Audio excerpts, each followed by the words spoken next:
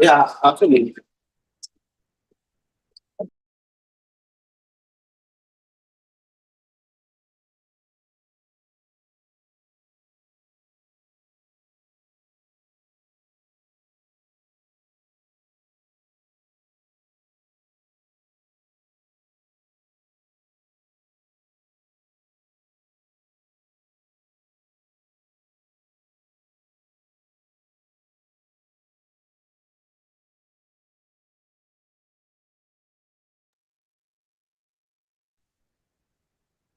Good morning, members and everybody on the platform, Minister, Deputy Minister. Welcome to our meeting this morning.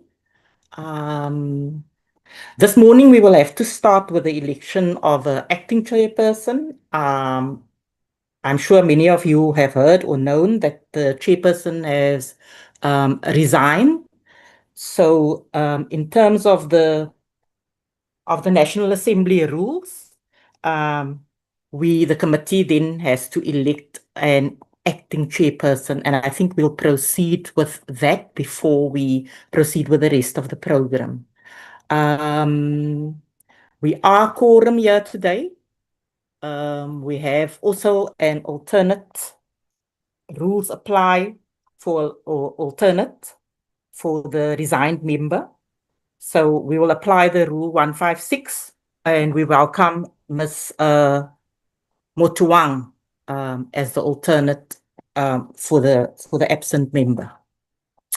Thank you. So we co-rate. So without further ado, I'm going to now open the floor for nominations for an acting chairperson. Thank you.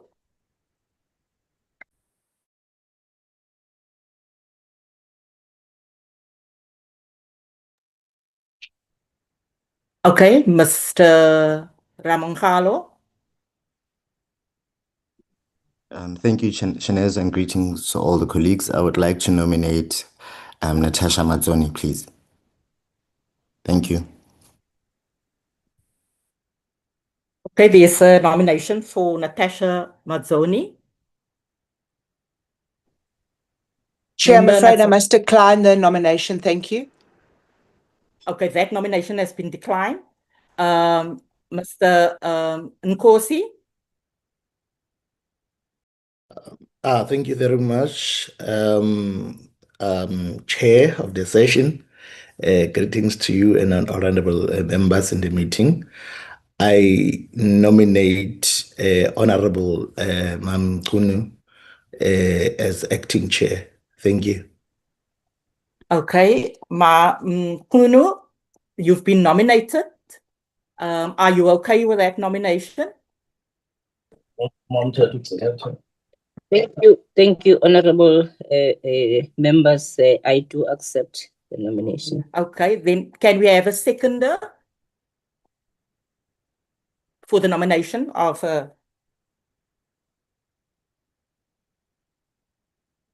Masapo? Good morning and good morning to honorable members. Yes, I do second the nomination of Honorable Nkun. Thank you. Thank you. We've got a seconder. Any objections? Any further nominations? I see no hands. Then I'll hand over the chair to Honorable Nkunu. Thank you. Ma, you can take over. Thank you, Shanaz. Thank you very much, and good morning to yourself. Good morning to honorable members, all of you, and thank you for the acting task that you have just given to me. I hope we're going to work well and try to synthesize everything as members of parliament. Welcome, honorable Minister and Deputy Minister. I think I've seen the Deputy Minister and I've seen the DG and the team from the office of the DG and the team from the Secretary of Parliament and all the members of Parliament. You are welcome. I wouldn't like to waste time on a lot of a lot of things. I just want us to get to the business of the day. Shanaz, can we get apologies? Do you have any formal apologies that have been presented to you? Yes, Chair, there has been no apologies except for Minister indicated that he needs to leave at 12 o'clock. He's got another appointment thereafter. Thank you, Chair. Okay. Thank you very much. Colleagues, can we accept the apology of the minister? And I'm sure by that time, if we can try to push our program, we must be finished by that time of 12 o'clock so that we are ready for the next session of Parliament as members of Parliament, because there is a session which needs us physically to be there. Any Honorable Nkosi? Thank you very much, Honorable Chair. I just proposed that we accept the apology of the minister. Thank you. Thank you very much. Any seconder? Chair. Yes, Chair. I can hear the voice, but I don't see the hand. Can you talk? It's Zondo. Oh, okay. Honorable Zondo, you can come in. Yes, thanks. Question to you, Oral Secretary. I hope hi. Oral Minister, Deputy Minister, Oral Members, DG, and all the support staff, by seconding the adoption of the apologies. Thank you very much, Honorable Zondo.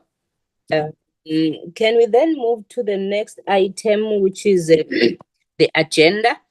In the agenda, colleagues, we have the briefing by the TIA on strategy, on TIA 2.0 strategy, stabilisation of its executive management and appointment of new CEO, and progress with the implementation of its Audit Action Plan to address the 2023, 24, and 24-26 audit findings.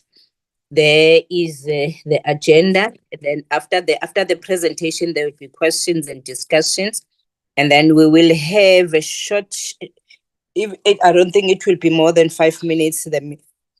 The committee business, then way forward and close the meeting. Can we adopt the agenda, colleagues? I present the agenda for the adoption. Honorable Daung. Thanks, Chair. Good morning, Chair. Good morning, everyone. I move for adoption of the agenda. Thank you. Any seconder? Yes, Chair. Yes. I'm seconding. It's London, seconding the movement. Okay, no problem. Thank you very much, honorable members. As we also welcome Honorable Daung, Honorable Sonto Daung, as part of the meeting today and going on as part of the Portfolio Committee of Science, Technology and Innovation. Can we then move straight to the agenda for today? I don't see it anymore. Shanaz, did you remove it? Okay, but I know that it's the opportunity for the department to present. I've looked at the slides. Tia, can you try and make them not to talk to the slides so that we can easily catch up and get to the business of the day. I know that members would like to engage more on the presentation so that we give them some time. Can I then hand over to the minister to take us through?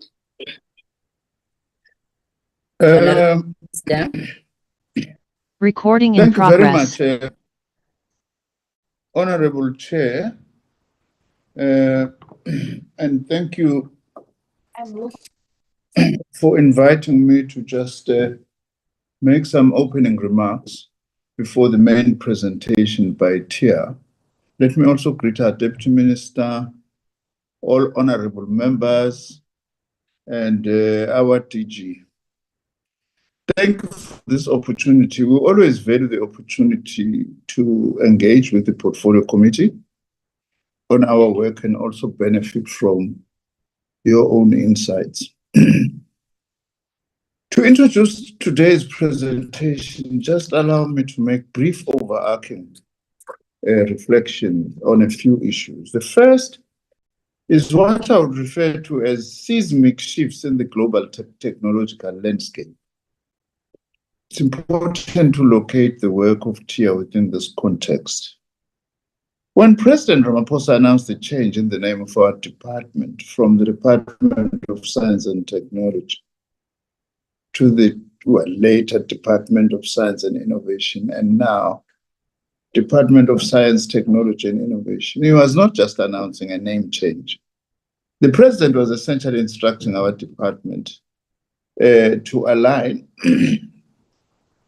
its work and focus with the seismic shifts that are taking place in the global technological landscape.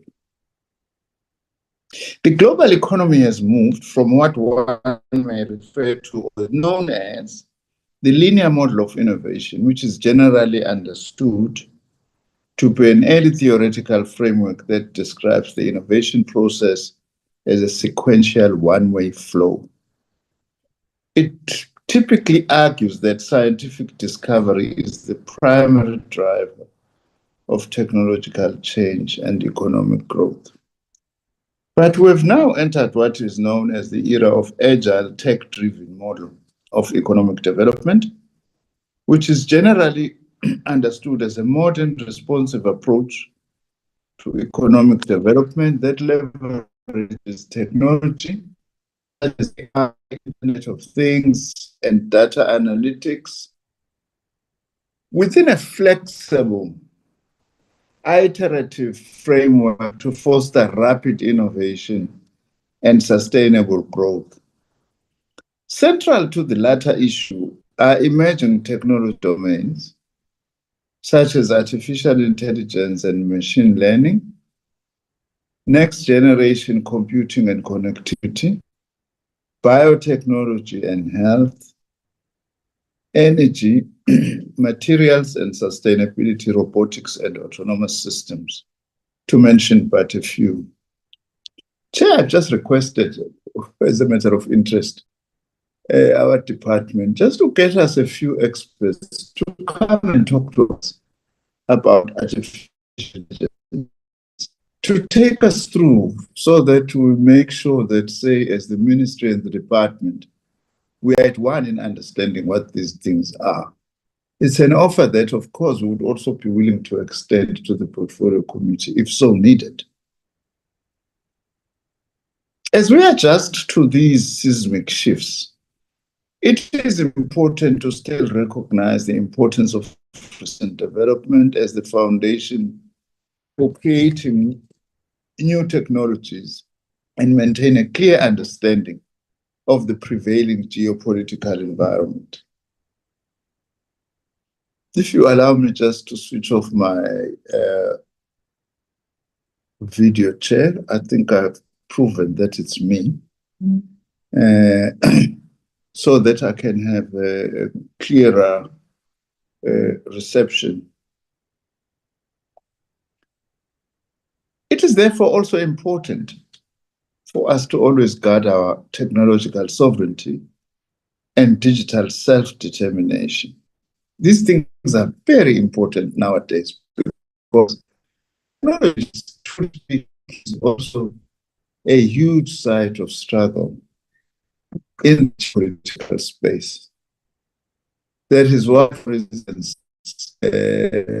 former President Joe Biden stopped the Chinese from accessing Google as part of competition with Huawei. And also now President Trump is trying by all means to prevent the Chinese from accessing microchips, which are called NVIDIA, largely produced in Taiwan, but close to access by the Chinese. So the issue of technological sovereignty then becomes important. Even for us, as a smaller developing country, it's going to be important that we work towards this and digital self-determination so that we are not extensions of other countries. Like we have seen when President Trump decided to shut down some support to our research system. Secondly, in line with these focus, there is also a growing focus towards innovation.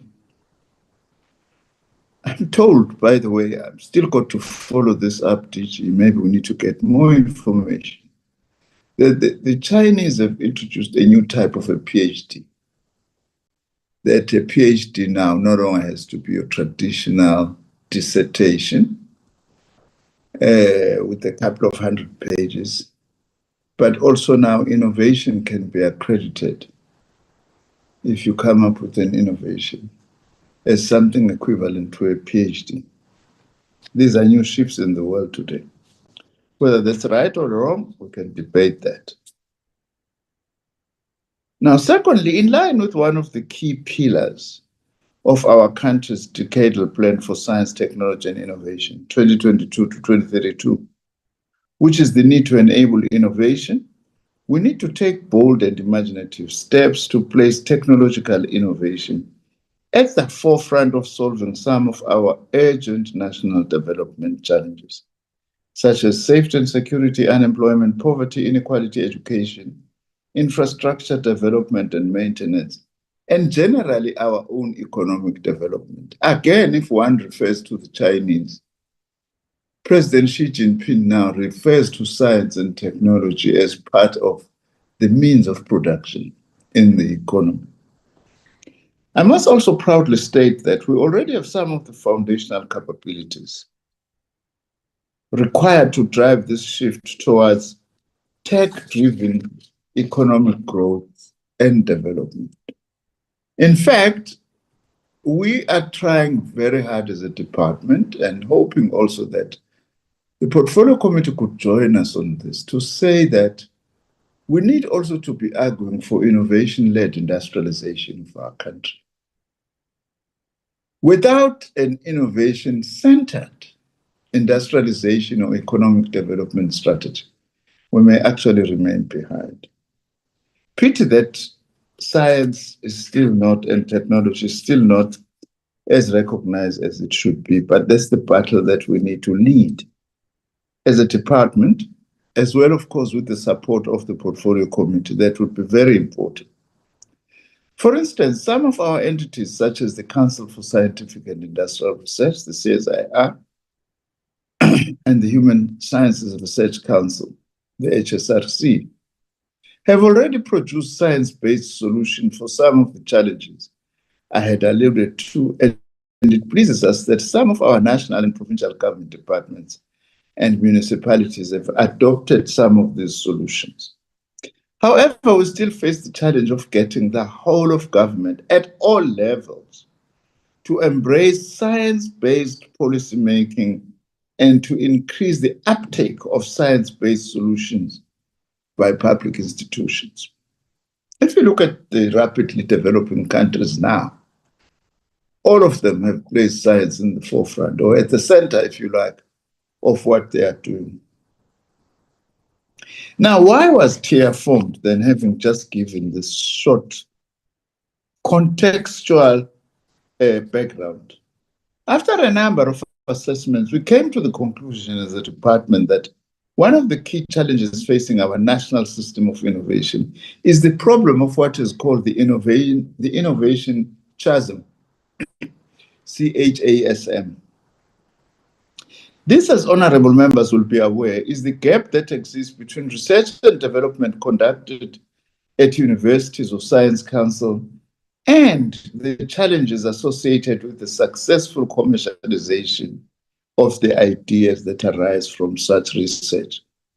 It was also this that informed the president to add innovation onto the name of our department. TIA was therefore formed to address, amongst others, and principally, this innovation chasm in our national system of innovation, and was expected to do the following. One, stimulate technological innovation that drives GDP growth, creates jobs, and improves South Africa's global competitiveness. Secondly, to provide risk funding for early stage technology development from proof of concept to pre-commercialization, where private investors are often unwilling to invest at that stage or level of development of research products into commercial activity. Thirdly, to facilitate the translation of South Africa's knowledge resources from higher education institutions and science councils into sustainable socio-economic opportunities. Fourthly, to enhance local innovation capacity and lessen the country's reliance on imported technical know-how. This is what most things that lobby for more foreign investment. Normally, those that come don't as yet invest in building capacity locally here in our country to support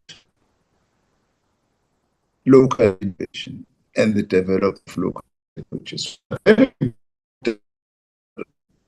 And raising the percentage of money and resources or GDP invested into research and development. Fifthly, the role of TIA is to develop technology to improve the quality of life for all South Africans, including solutions for healthcare, energy security, and poverty alleviation.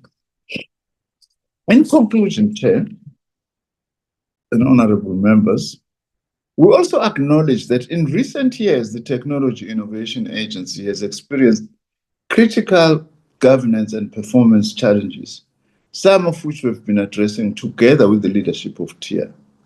This notwithstanding, we still believe that TIA is a critical part of our country's innovation ecosystem and believe it can still play a catalytic role in our mission to place technological innovation at the forefront of our national development.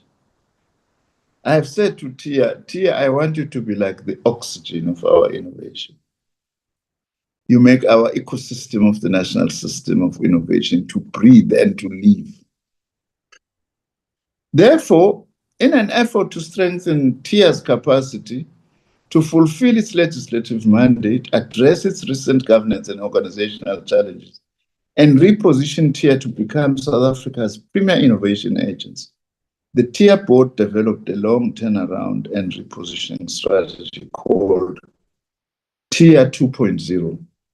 The presentation that honorable members will receive today will outline the nature of the strategy, the rationale behind it, and most importantly, how it will be implemented.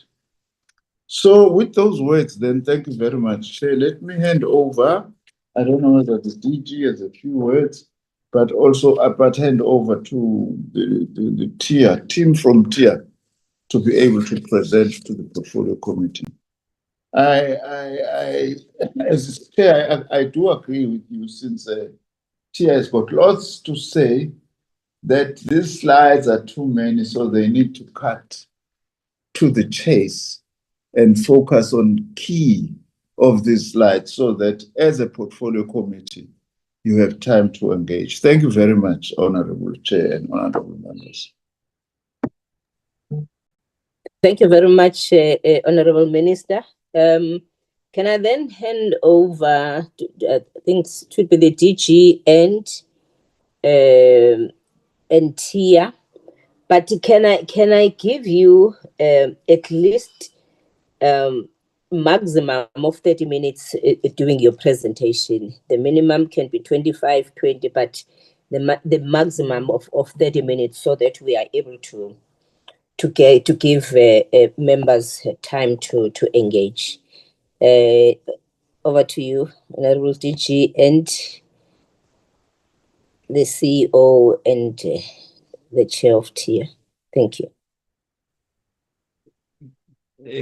Good morning, Chairperson, Minister, and honorable members, and the TIA Chairperson and CEO. I don't have any additions to make. The Minister covered everything, so I will request the TIA Chairperson and the CEO to take the members through. We did indicate to the acting CEO what the Minister and the Chair has indicated about cutting to the chase in respect of the presentation.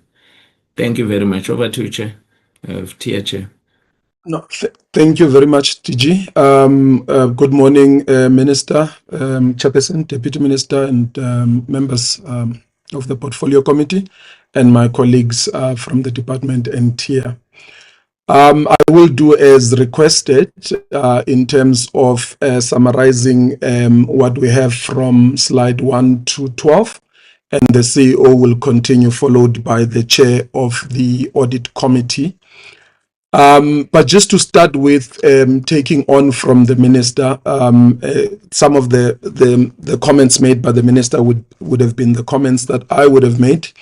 If I can also just switch off my video. But the one thing that comes out strongly to us as a TIA board is that our work becomes urgent given the geopolitics and also what we call the growing protectionism and technology nationalism, where technology is not just used as an economical tool, but rather even a diplomatic tool. And those are the things that the Minister has spoken to. Also, just to give you feedback on some of the issues that actually came up in the committee in the past, to also prove that a working TIA is actually good for economic growth. TIA has just received in the last week or 2 weeks about 1.3 billion coming out from an investment that it made just a couple of years ago. The details of which will still be made available to Parliament. We're still dealing with the department in terms of assisting us to be able to plow back some of that money to our programs that needed funds.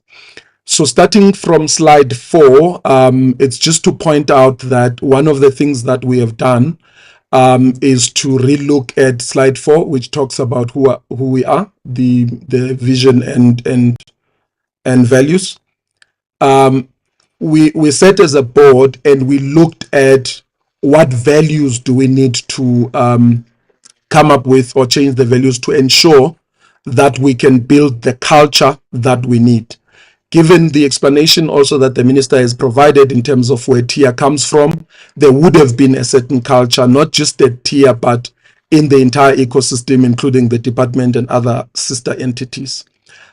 We therefore came up with the new values of TIA, which are meant to support the new culture that we want to build, including a change management program, which not only looks at TIA internally, because we can also see as a board, it's taking quite a lot to change even the mindset internally. And we go as far as to say, not just at TIA, at the department and also the sister organizations that need to support this new strategy.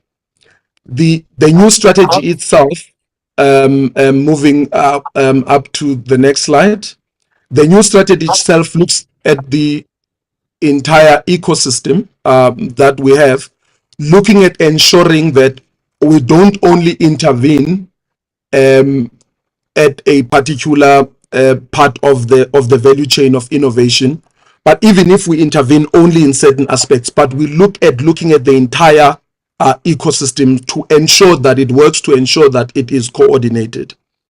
And these things come really from the reviews themselves, the insights that we used to build the Tier 2.0 strategy that looks at the entire ecosystem, even though Tier itself would focus on some of these ecosystems. We do that. The CEO will talk to the model that we have adopted called the quadruple helix model of innovation that looks at partnerships not only within the DSTI space, but also with other complementing organizations, both in government, the private sector, academia, and civil society. And some of those have even come out already. We've signed agreements with the sitters, and some of those have already started. We've signed agreements with the Department of Small Business, and we are also starting there to form a fund with them, and other partnerships with private sector. That work has already started, which would be in the consolidation phase of our strategy. So the positioning really, it's not just us moving from, it's not a step position, it's a complete repositioning of TIA to ensure that all the fragmentation issues that came out of the reviews are being addressed, and the tier that the minister was talking about that breathes oxygen in the entire ecosystem is really realized. And with that, I think I will hand over to the CEO to take us through the actual elements of the strategy, followed by the chair of the Audit and Risk Committee. Thank you very much, Chair, and good morning to the honourable members. Morning to the Minister, Deputy Minister, to your board chairperson, to your board members, and all others in present today. Let me follow the Minister's cue in terms of reflecting, putting on my camera, but I'll also very shortly put off my camera just to make sure that the presentation does come through clearly on your side. Thanks, members. As I continue with the presentation today, really reflecting and share, I did take note of the time allocation, and we will try and be as brief as possible, particularly allowing for time for the committee to be able to engage in particular questions. There will be, based on the presentation that has been shared, there are a number of slides. We'll be skipping through quite a few of these slides, but the full slide deck would have already been shared with yourselves. I think as the chair opened earlier, the Tier 2.0, of course, is a very deliberate, and Tier 2.0 strategy is a very deliberate transformational strategy that is really intended to strengthen South Africa's ability to convert research ideas and capability into, of course, economic growth, industrial competitiveness, and specifically talking towards tier mandate, improved quality of life. We recognize that, of course, within the strategy, innovation is increasingly recognized as one of the most powerful levers that are intended to be able to address this challenge. And it's under this basis that informed this correct positioning of the Tier 2.0 strategy. I'm not going to go into the detail around some of the situational factors the chair touched on earlier around issues, of course, in relation to fragmentation. And of course, that is, we recognize issues of fragmentation based on what came out through the number of reviews that TIA has been, that we've received, spanning from 2013 to current. Those reviews, of course, have recognized the ecosystem fragmentation, the possible duplication, but of course, very importantly, which influences strategy, the need for stronger coordination and improved quality impact measurement itself. Of course, particularly to TIA, it recognized that the limitations on what would have been our very transactional funding model, that of course have constrained our ability to catalyze sector transformation and industrial competitiveness, but also together in something that I think this committee has previously shared around, of course, our low visibility and communication in terms of the work that we've worked on before. Of course, in this positioning itself and this very strategic shift, we really just to summarize it, to say that look, this strategic shift itself is a shift and a strategy that is calling for us to move from what would be very transactional to a catalytic and ecosystem orchestration. It recognizes very importantly that if we want to ensure that and we create the type of innovation impact that we want to do it, it won't be done in isolation or in silos. It won't be done through isolated projects, but it will be done through sector coordinated interventions. Partnerships become very critical as part of that. The shift positions TIA as a national corridor thought leader, capable of and calling for aggregating of South Africa's innovation efforts to make sure and to position South Africa as an investment destination itself. Within this journey itself of us developing the strategy, you'll note that in the slide, through the various quarterly reviews that we've been undertaken, we've gone through a very robust process in developing this this tier strategy that has included a number of quarter stakeholder consultations and engagements that we'll speak to a little bit later in getting to what is then defined as the quarter tier strategy that is in front of you. So what is really this tier strategy? It is a 10-year transformational journey. So we recognize that, of course, it's going to be built on over 2 phases or based on quarter 3 phases, which we call a consolidate, grow and scale phase. And this 10-year transformation journey encompasses a very transformational journey that includes institutional quality redesign, expanding our funding approaches, strengthening our commercialization capability, and you'll see that we've developed a commercialization enablement strategy, but also engaging on issues around how we can engage as, call it, a curator within the innovation ecosystem itself. As part of this repositioning and really to put into picture this shift and this strategic shift between a tier 1.0 to a tier 2.0, this approach, which we spoke about really earlier, from moving from what would be a reactive to more, call it, proactive, requires that, of course, we introduce collaborative innovation programs. We'll look at our instruments that we're engaging on, including, call it, branded finance instruments, but most importantly, we strengthen the ecosystem partnerships. And this really means that TIA must move from what is a transactional funder towards a catalytic innovation orchestrator itself. As part of this initial, call it, phase, which is really the build phase, so the first sort of 5 years is built in the foundation of what would be the foundation to what would become Tier 2.0. This phase is primarily inward focused, while maintaining, call it, targeted external delivery through existing programs. During this phase, and we'll touch on a little bit later, we'll be prioritizing operational efficiency, governance strengthening, organizational redesign, commercialization capability development. The central objective, of course, of this is to shift the agency from what would be a very reactive towards a structured, foresight-driven programmatic institution itself. Importantly, and we reflect on, of course, the commercialization quarter throughput. During this phase will include the strengthening of the commercialization enablement strategy, such that our pipeline development is supported not only through funding, but also undertaken through market access, partnerships, and venture development capabilities itself. Of course, importantly, in terms of the strategic intent of the Tier 2.0 is to establish a scaled, strategically positioned agency that will be acting as a curator, steward, and thought leader within the innovation ecosystem. The intent is to position South Africa as an attractive investment destination by improving the quality of the pipeline, strengthening commercialization success, and mobilizing investment into priority sectors itself.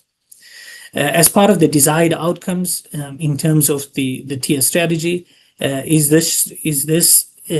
a shift from an activity-based measurement towards impact assessment.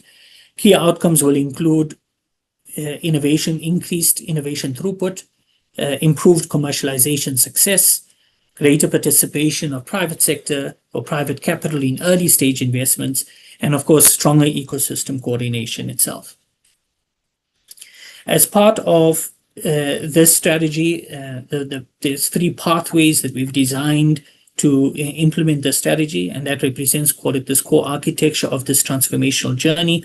The first pathway focuses on curating innovation pipelines and strengthening the commercialization outcomes, and that's the innovation curator pathway. The second pathway focuses on ecosystem coordination, or orchestration, improving coordination, partnerships, policy influence, and resource mobilization. And as part of Pathway 3, this is building a capable and sustainable tier, ensuring institutional capability in order to be able to deliver on the strategy itself. I'm not going to go into this detail. This is a very loaded slide, but really I think I've covered on some of what is unpacked within this particular pathway. Really just to reflect on one of those pathways, which is the innovation curator. And we've spoken about, tier moving from a reactive funder to a very programmatic or proactive curator, shaping thematic innovation portfolios, and then those portfolios must be aligned to national priorities. This pathway is extremely important for addressing the persistent commercialization gap, where, of course, strong research capabilities does not consistently translate into economic outcomes or industrial and economic outcomes itself. We've spoken a little bit around curatorship, but what does really call it curatorship means? Curatorship, of course, as you'll see, we've defined, involves selectively organizing, supporting, and navigating innovation pipelines. It is at both an implementation level and at a systems level. At an implementation level, curatorship means actively supporting the pipeline through technical guidance, funding, partnership development, market preparation in order to navigate that innovation chasm that our minister spoke about. At a system level, which is really this pathway here, is around linking ecosystem actors, reducing the duplication, mobilizing resources, and ensuring that there is pipeline continuity. So as a curator in the innovation ecosystem, we take on a orchestrating, call it role, or operational orchestrating role and leadership role, acting as a thought leader, convener, knowledge broker, and integrator within what would be a very diverse ecosystem itself. I'm not going to go into that detail. I think I've covered those as a particular pathway. Then that speaks to, or the last pathway that speaks to a capable tier. A capable tier, of course, is the foundation around which we're going to deliver on the strategy, and this pathway is focusing on leadership capacity, work skills development, digital transformation, and organizational culture and financial sustainability. Digital transformation is exceptionally key, in particular to ensure that we support improved decision making, portfolio visibility, and data-driven and supporting our data-driven strategy. Financial sustainability includes diversifying our funding sources and improving our revenue towards realization from investments. And particularly, we do recognize that this is extremely important within the current economic environment with constraints within our fiscus itself. Key to that is, of course, reputation and our stakeholder engagements, and stakeholder trust becomes a key strategic assets which is very effective and necessary for us to take up this role as a quality within the ecosystem itself. As part of this strategy, it's also required that we also revisit our business model as tier, and the various building blocks that informed and that form part of this business model. This include all aspects, including revenue and funding model, our leadership, our operating environment, our resourcing, etc. And this updated business model introduces what you'll see in front of you, a very programmatic intervention, and it's made up of 3 pillars, some of which we've already spoken to, and I'll go into a little bit detail on at least 2 of them. We've spoken at length around the curator in the innovation ecosystem, around how we're seeking to collaborate within that ecosystem and positioning South Africa as an innovation investment destination. As a innovation curator itself, which is the last business model pillar on the right-hand side. This really then focuses on this direct funding element of tier, which remains very critical. This addresses our very early stage the early stage credit funding requirements, supporting high risk innovation, and that really is really important around how we build a pipeline of portfolio for an investment or investable opportunities for the system itself. Of course, as we undertake and we continue to undertake this role, it's important that this credit role is aligned to thematic portfolios and integrated within the support mechanisms within the ecosystem itself. As the last credit business model pillar itself, which is the fund of funds, in some of our previous presentations, the portfolio previously presented on some of the work that we've undertaken within the venture capital space.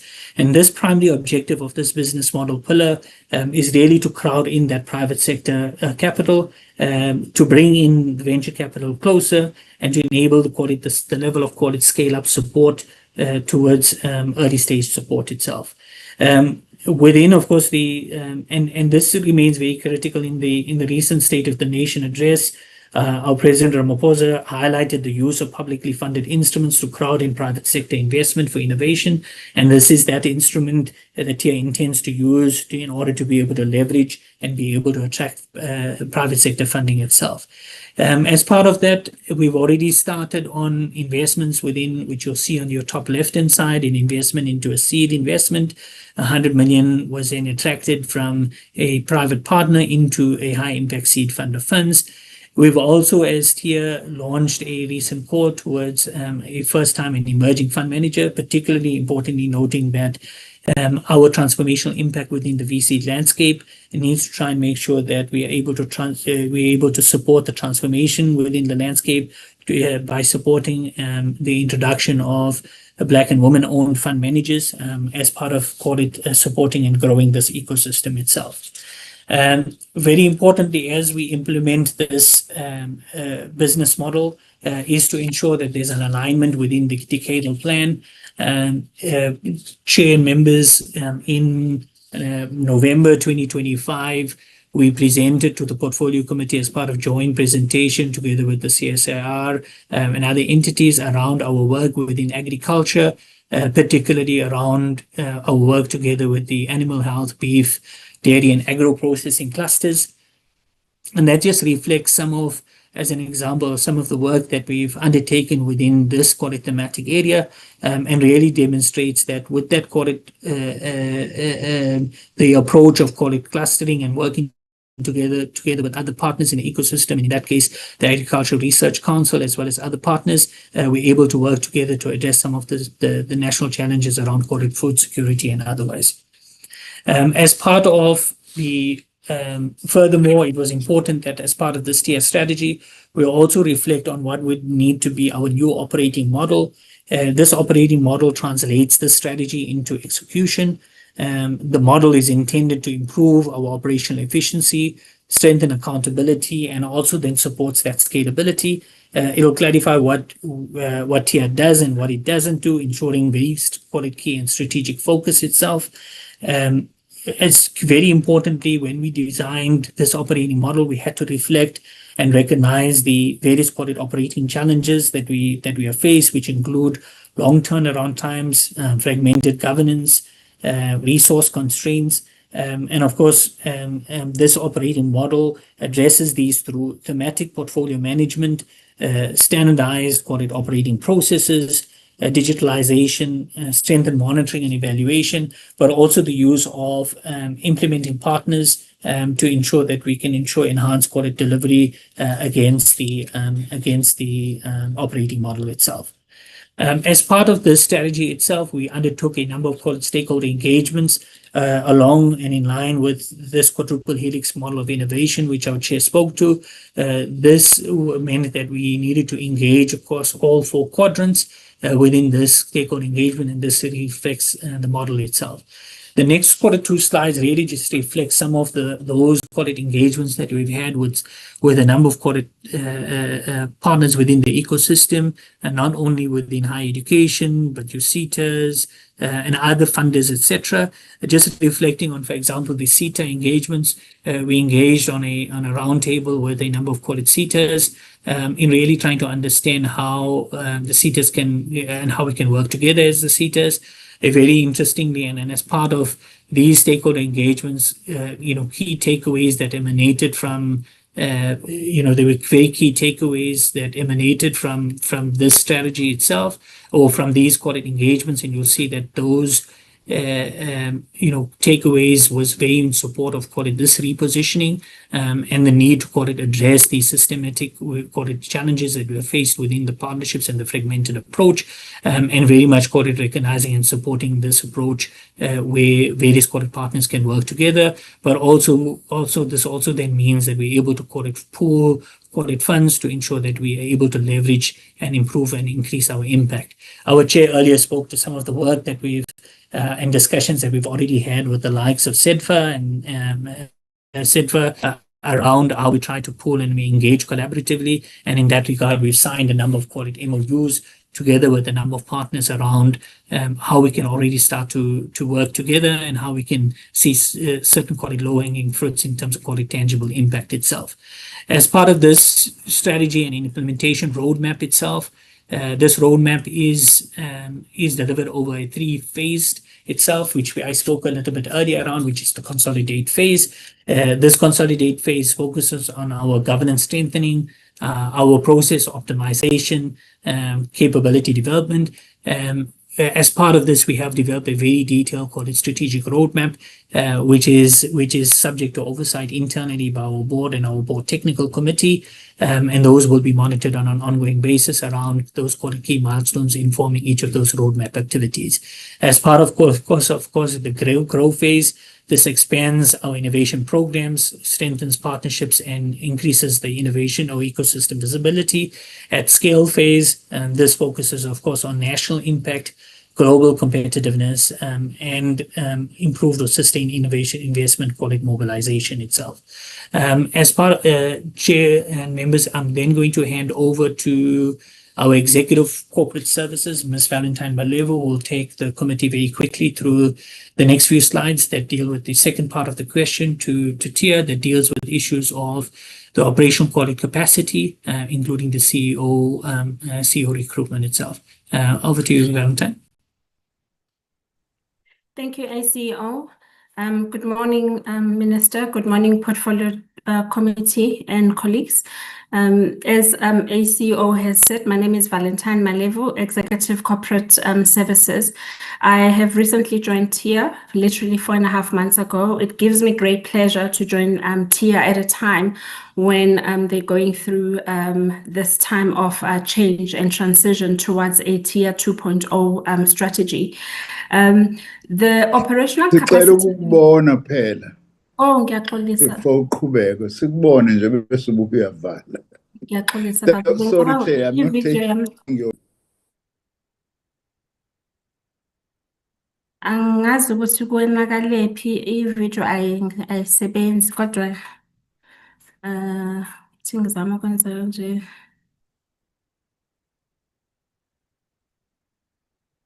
Apologies, members of the committee. I'm trying to get my video to work. For some reason, it's just not working.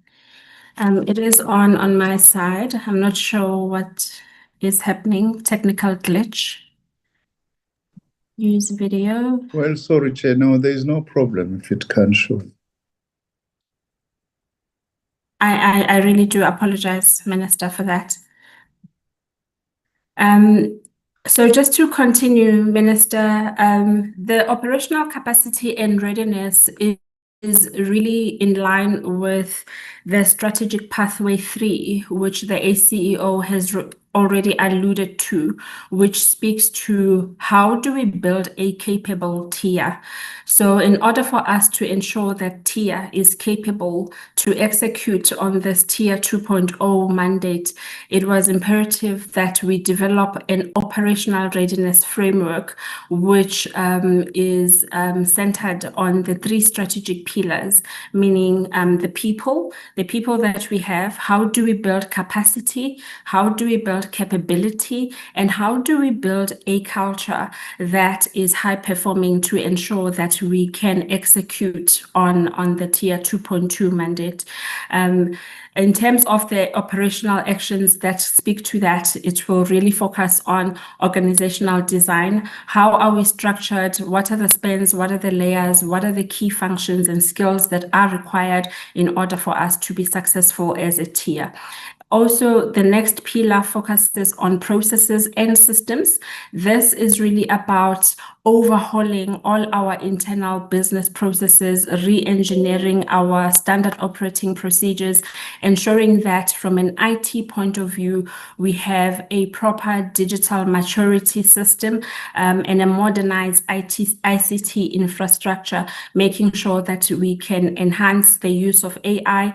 And we have already partnered with a third party, Ernst & Young, who will be helping us in terms of conducting a work study, and the outcomes of the work study will inform what needs to happen in order to align to the systemic thinking of the TIA 2.20 strategy. And lastly, it speaks to positioning. How do we position TIA such that it is a trusted brand, and that from internally as well as externally, and that we can monetize on that brand equity? It really speaks to integrating our communication strategy. So ACO, if you can go just to the next slide, which I won't focus too much on. So the next slide really just gives an overview of the current structure in terms of the bums on seats or the hands on deck that we do have in the organization. At the moment, we have about 75% full capacity of skills and people who are running our day-to-day operations. We still have quite a few vacancies that we need to be filling. I think the graph on the right-hand side shows a little bit in terms of the journey that we have taken over the years to try and ensure that TIA is capable and we can stabilize from a leadership point of view. It is important to note that our vacancy rate seems to be a little bit high because of the rotation that we see in the organization in terms of attrition, as well as the challenge that we have from a budgeting point of view in how quickly and we source for the skills that we do need. Coupled with that, the next slide will show you that we have had to have a number of employees actually double hatting or acting in other senior roles. While acting on its own is a good mechanism from a developmental point of view, however, it does minimize capacity in terms of making sure that people can really be devoted in the skills that they were hired for.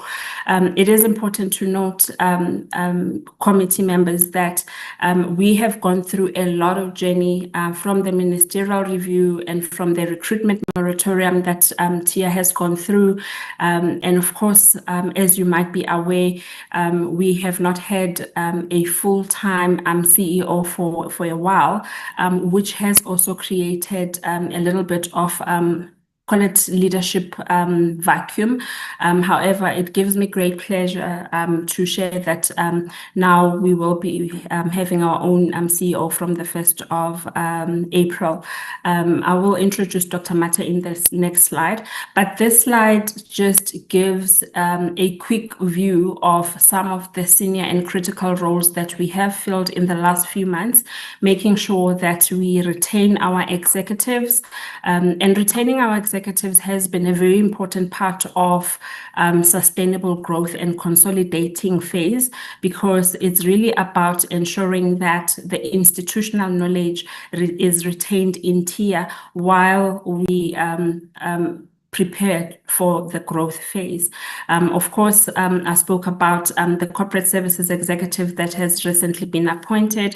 The fund principal was appointed recently, and also to help us with the transition management, we have appointed as recent as a few weeks ago an OD specialist to help us with this. Operationally, there's a lot of recruitment that is taking place, but I think what the portfolio committee would be interested to know is that we are also establishing a project management office to ensure that as we go through this, there are no hiccups, and we can hit the ground running with our strategy. The next slide just gives a quick introduction to our incoming CEO. I do believe that some of you would have seen our media release a couple of weeks ago, where we introduced Dr. Mate. Dr. Mate is a seasoned energy executive. He holds a PhD in chemical engineering from UCT and an MBL from UNISA. He is currently a chief executive at Sanedi. We are quite thrilled as the team at TIA, and we are really hopeful to have a new leader who is going to steer this ship in a positive direction. The next slide, I think, just sort of covers in terms of key metrics that we're going to be using to ensure that we improve on our efficiencies. It's really just about quick overhaul on our business processes, look inside in order for us to deliver not only on the mandate of TIA, but on the ambition of TIA 2.0. It is important that we re-engineer our processes. It is important that we design our strategy and our map, and we do skills mapping and audit and get the right competency on board to help us with this. Of particular importance, of course, will be our culture issues in terms of how do we continue to keep our employees engaged? How do we do away with the unhappiness or the dissatisfaction that our employees constantly tell us through employee engagement surveys? So this is also one of the things that we are really looking towards doing. Systems and governance, I think ACO had already touched on it. From a stakeholder management point of view, of course, we use the deep step of Net Promoter Score, a tool that we will be enrolling out to ensure that our customers continue to give us feedback. Also, in terms of the customer complaints, one of the things that we have recently launched as of December 2025 is a customer relationship management portal, which allows us to be able to track all the queries and the complaints that are coming through, so that we can track the turnaround time and fix whatever processes internally are an issue. So we will continue to do that. So I think that would be it. Maybe if you go to the next slide, ACO, that would help. Or the last slide, which speaks to the third pillar of positioning, is really about saying, how do we drive visibility? How do we ensure that TIA retains its brand equity, both internally and externally? We have already appointed the public relations agency that is going to be assisting us in ensuring that we send out the right narrative, we communicate messages that are in alignment with the department and in terms of where we are going with this TIA 2.0. And of course, we look forward to the first of its kind South African Innovation Week, which will be inaugurated in March. Literally, we are 3 weeks away from that. I think that would be it, ACO, from my side. Thank you. Thank you, Ms. Valentine. Chair, I'll hand over to yourself, Chair, on the next slide. Yeah, I think just as before the chair of ARC comes through, the SA Innovation Week is really one of those flagship events that is going to be an annual event that seeks to really position TIA as the thought leader on innovation, or to provide that oxygen that the minister was talking about. And also in line with our quadruple helix model of innovation, start to coordinate the ecosystem. With that, Mr. Koyana, can you please come through with internal control and action plan? Chair, thank you very much. Good morning, Minister Nzimande, Deputy Ministers. Good morning, DG. Good morning, members of Parliament. Good morning to our colleagues from TIA, and of course our chairman. My name is Lwazi Koyana. I have the honor of leading the Audit and Risk Committee at TIA. We were inaugurated in November of 2025, and we certainly look forward to working and reporting back to the Parliamentary Committee as and when required to do so. As you know, now I guess born. Sorry, Minister? Now I guess born. Oh, Minister, I think I'm suffering the same fate as Valentine, because I have released my video so that you can see me. I'm still the same Makosi supporter that saw in November. Uvelile on other people's side, Minister. Okay. I didn't see one. Also, he's unfortunately complicates it. He supports the wrong team, you know. Thank you, Minister. So over the last 5 years, as you know, TIA has produced unqualified reports, unfortunately with some findings. But I think our challenge as the new Audit and Risk Committee is to make sure that we deliver a clean audit without any findings. And I think we will be equal to that task, because I think we've hit the ground running. And we shall endeavor to do so over the course of our term as members of the Audit and Risk Committee at TIA.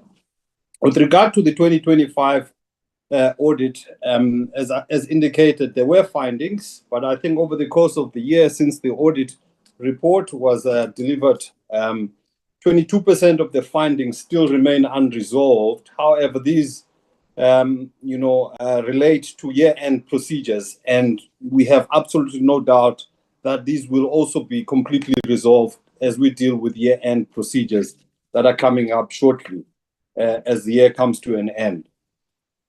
With regard to one of the findings, which I'm sure members are quite interested in, on consequence management, this relates to not reporting, or taking action within the 30-day period prescribed in the National Treasury regulations. This matter is not likely to recur, as corrective action has actually been taken by the management team. However, there is a matter I wish to bring to your attention, which is still subject to interpretation as to whether it is irregular expenditure or not. It relates to a contract that TIA entered into with the CES-IR for offsite backup. But again, it's still not confirmed whether this is considered to be irregular expenditure or not. And if that's the case, it will be the only item, sitting in the irregular expenditure box during the course of the 2026, audit. But I think swift action, if that is the case, will be taken to make sure that, a finding does not recur. Finally, I think, in terms of our own internal audit process, our internal auditors, have come up with a system. I'm sure it's been reported to the Parliamentary Committee before, but I wish to emphasize that this system, in addition to providing assurance, also provides an advisory role and service to the management team without necessarily tampering with the mandate, of providing an independent assurance, to the Audit and Risk Committee and all other oversight bodies. And so far, this has actually worked very, very well in the sense that it has actually limited to zero, any other incidences of irregular or wasteful expenditure outside of the matter that I had alluded to that could be, classified, again, subject to interpretation as irregular expenditure. So, Chair, I think, with those opening remarks, I wish to basically say I look forward to working with the parliamentary committee and reporting accordingly. And I think our task, is really as outlined before, and we look forward to further interaction with yourselves as we continue to report back. I will now hand over to Rika, our acting CFO, to take us through a much more detailed report back on some of the items that the parliamentary committee has asked us to report back on. Thank you very much. I hope we are still bearing in mind the 30 minutes were given by the chair.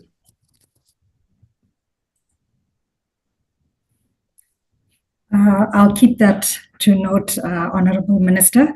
Good morning, Portfolio Committee Chair, Portfolio Committee members, Honourable Minister, Deputy Minister, DG, Chairperson of the TIA Board and Management. My name is Reka Govender and I'm currently the acting CFO at TIA. Allow me to take you through the slides. Thank you, Mr. Konyana, for that high-level introduction in terms of where we find the organization reporting 14 consecutive years of an unqualified audit. But management does recognize that there are areas of improvement, particularly around the compliance control environment, that much work is needed. The agency continues to remain committed towards compliance, towards the standards, disciplined financial oversight. Whilst this, I must emphasize, during this periods of organizational change and transition. The agency provides assurance to this committee that corrective actions identified through these audits are addressed and institutionalized to prevent any further regression. The slide on the screen indicates the audit results per outcome areas. It shows us that where management has done well, where we're performing, there's been no change, and areas where attention needs to be focused on and where strengthening is required. You'll note that in the years around the annual financial statements, there has been material findings around the financial statements, which we'll speak to in further slides. We note that there has been improvement around expenditure management, and then under consequence management, we note regression and an improvement around procurement and contract management, where you see from 23-24 to 24-25. Next slide, please. We've been asked to provide an update in terms of the last 2-year audits, in terms of the results.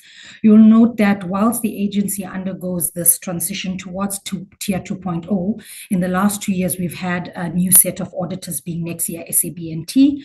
The 23-24 financial year, we saw 22 audit findings, of which 1 remains work in progress. That particularly relates to the changes to the financial statements, which will continue to be tested as we approach the year end.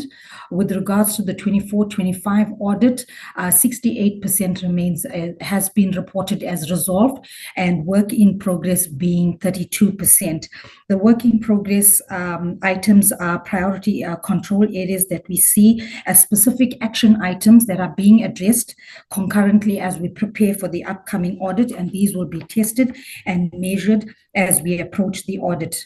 There are priority control enhancements that specifically relate to verifications of controls, standard operating procedure compliances, and policy review cycles. We are working closely in terms of monitoring these and ensuring that tighter internal review, stronger record-keeping disciplines, and clear accountability is practiced across the organizations. We've gone to the extent in terms of previous slide, please, in terms of the reporting the findings on specific themes and classifications. Here we demonstrate that the nature of the findings in the last 2 years, you will note the reduction from financial, but more increase towards compliance compliance and internal controls, which particularly relates to procedural matters, which we continue to improve through our mitigation strategies that I will touch on. Next slide, please. Here we speak to the actions that we've implemented to strengthen the control environment. We've implemented an internal control action plan that is actively being monitored through a structured and time-bound manner. And this is a standing item that is overseen by the Audit and Risk Committee, including oversight and reinforced through the Audit and Risk Committee, ensuring accountability for implementation as well as closure of findings. I've mentioned that the standard operating procedures are constantly being reviewed and assessed across the businesses, targeting training, particularly contract management towards our business units and our core functions. We've brought in external support in terms of technical capabilities around implementation of the revised GRAP 104 standards. That will support the agency as we prepare for the current audit coming up, that will attend to any technical deficiencies that we might find, as well as the agency has since outsourced a quality control review with having an independent service provider being Rakoma, who's been appointed to provide that, in addition to our very own internal audit function that provides a level of assurance in terms of the audits, which the chair has, the Audit and Risk Chair has mentioned. In addition to consequence management, we have a revised and enhanced disciplinary framework that aligns to the PFMA requirements and ensuring that the necessary condemnation processes are taken timelessly and ensuring that we do not have any more repeat findings. These interventions are aimed at ensuring a more reliable control environment, improve quality and credibility towards our own financial reporting. We have strengthened our SCM control processes and compliance processes. They have been materially strengthened with all findings having been resolved, as well as our performance information. The remediation actions emphasize improved evidence management, consistency checks, and accountability for reported results. We can move on to the next slide in terms of our mitigations in terms of repeat findings. These are similar to the previous slides, but our approach is not only corrective, and I must emphasize it is preventative through the SOP amendments, training across business units, strengthening our technical reports through an outsourced function, as well as ensuring that consequence management is timelessly attended to. Management remains committed to demonstrate that audit findings are not only being closed, but that systemic control improvements have been implemented to prevent repeat findings and to ensure strengthened financial governance and sustain the organization's overall audit performance. Thank you, Chair. That's the end of my presentation. No, thank you very much. Thank you, Chair. We are done on our side. Thank you very much. Thank you for the presentation, the department and Tia. Can I then hand over to, can they allow members to indicate those that would like to ask questions and to engage the presentation? Members can see Honorable Boshoff, Honorable Ramngalo, Honorable Ngosi, any other member? Honorable Tembekwayo, which is number 4. Honorable Taung, number 5. Any other member? Any other member? I'm trying to look at here. Okay. We have Honorable Boshoff. We have Honorable Ramngalo. We have Honorable Ngosi, Honorable Tembekwayo and Honorable Mtawong. Oh, there's Honorable Mchatu now. Okay. Okay, let me, any other one that I'm leaving behind, honorable members? 1, 2, 3, 4, 5, 6. Only six members that have raised their hands. You have Honorable Boshoff. Thank you. Yes. Sorry. Thank you, Honorable Chair, and also thank you to the team from the Technology Innovation Agency for this presentation, and also for the Minister for his presence and his strategic input at the beginning. I have a kind of an annual question which I asked to TIA, and that is about CAPA biosystems. It's indeed clear, if one looked at the whole of this presentation, that TIA is a little bit of still a troubled institution, and mention was also made of TIA 2.0, indicating to a new beginning with fewer problems, but of course one always takes the previous things with you. And yeah, CAPA Biosystems, which was sold abroad. We had an explanation last year. I just want to know if there are any new, what do you call it? New, well, news. Let's just call it any news. Thank you very much.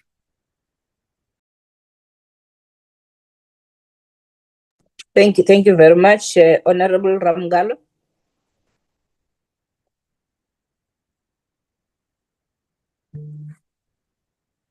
Honorable Ramgalo.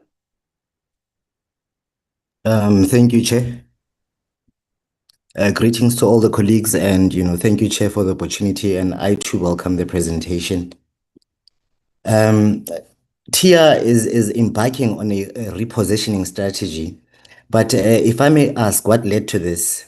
What were the previous shortcomings that led to you wanting to, let's perhaps call it, to rebrand yourself into TIA 2.0? And how do you plan to position yourselves within South Africa's innovation ecosystem? I mean, we already have, CSIR, NRF, universities, and so forth. Where and how do you see yourselves being newly positioned in that particular ambit? And what evidence or convincing arguments can you present that says you truly are a national hub as opposed to being, perceived as a transactional funder? Secondly, in your organizational transformation journey, would you say that you have in place current institutional capabilities that are adequate to sustain a more vast direct funding model? By that, I mean things like having sustainability in your finance, program management, risk management, monitoring and evaluation, and so forth. I know you touched on it in the report when you talked about, operational capacity and readiness. Maybe take us into cognizance on what is the plan there.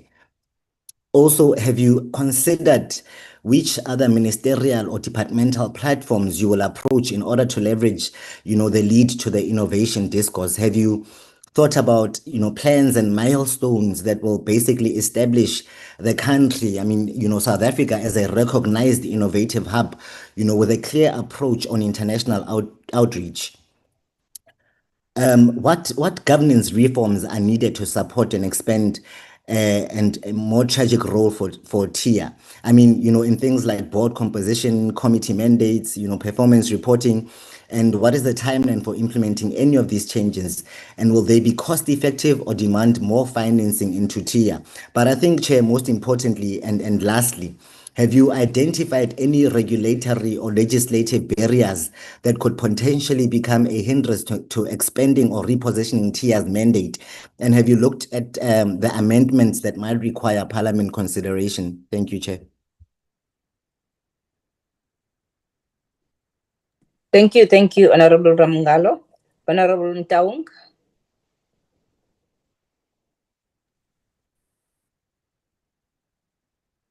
Join colleagues by welcoming the presentation. Chair, I have only 2 questions. Chair, the transformational journey is outlined in 3 phases. Consolidate, growth, and scale. My question is, how will TIA ensure that adequate financial, human, and technological resources are specifically allocated and ring-fenced for each phase, particularly during the consolidation phase, given the existing operational capacity challenges to prevent resource dilution and diversion that could jeopardize the foundational activities that are required for subsequent growth and scale. On the second question, Chairperson, it's regarding the strategic repositioning and implementation. Proactive curation and intelligence-driven approach, the TIA 2.0 strategy aimed to shift from a reactive funder to a proactive curator, emphasizing an intelligence led throughout the leadership and the systematic thinking programmatic approach. What concentrate metrics and key performance indicators will be established to measure the effectiveness of this shift in curation and intelligence gathering, and how will TIA demonstrate its transition from reactive funding? Thanks, Chairperson. Thank you, Honorable Ntaung. Honorable Tembekwayo. Thank you, Chairperson, and greetings to the Minister and all who are here. And thanks for the presentation. The following are my questions pertaining to change and new strategies with your entity. What programs, level risk management frameworks are in place to prevent delays, under delivery, and project failures, particularly in large or multi-year innovation programs? How does TIA manage project termination, underperforming beneficiaries, and recovery of funds where contractual obligations are not met? TIA 2.0 strategy in connection with building capable TIA. As it was mentioned that it's people capacity, but here with reference to vacancy rate, how quick will you be able to fill up the vacancies to 100%? Because it's important for you, for especially the executive vacancy post, to be filled so that work can be done successfully. The following one, in your changed or new strategy, how do you plan to act against an executive who might be ill-treating the staff? Say you get such complaints through that system that was mentioned, to say there's a system where the employees can complain, employee complaint system. Say you get a comment, a complaint about an executive who definitely has got such ill treatment. How do you plan to act against that executive? And so that you are not mentioned to be biased. And the last question, how many technology-driven startups does your seed fund of funds plan to support, so that you contribute towards addressing the gap in South Africa's venture or capital ecosystem? Thank you, Chair. Thank you, Chair. Honorable Mjatu.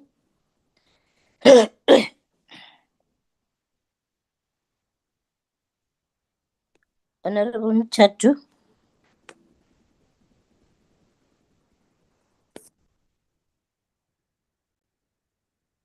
Hello? Yes. Oh, I'm sorry, Chairperson. I'm having a problem with my network. Okay. Thank you very much, Chairperson, honorable members, Department of Science, Technology, Innovation. I just want to say thank you to the Minister for coming today to this portfolio. Chairperson, I just want to welcome the presentation. I will go straight to my question. I've got only 3 questions that I want to ask. Minister, let me go straight to mandate, legal, and authority.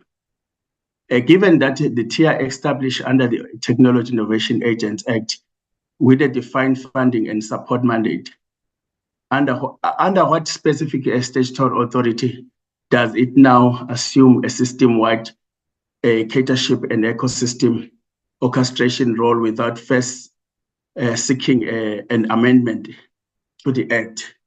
And number 2, Minister, let me go to fiscal risk and the proposed SPV. The strategy proposed the creation of a special purpose vehicle with exemption under the Public Finance Management Act to house state equity investment. My question is, what quantified fiscal risk exposure, loss tolerance threshold, and the parliamentary oversight mechanism will govern this structure? And I want to know, has the National Treasury formally approved this arrangement? And the last one, the Minister, let me go to measurable performance and accountability. What specific time-bound and quantifiable targets, including commercialization rates, like job creation numbers, private capital crowd-in ratios, and turnaround time reduction, will TIA commit to by 2030, and what consequences will follow if these targets are not achieved by 2030? I thank you, Chairperson. Thank you, Honorable Chatu. Honorable Nkosi.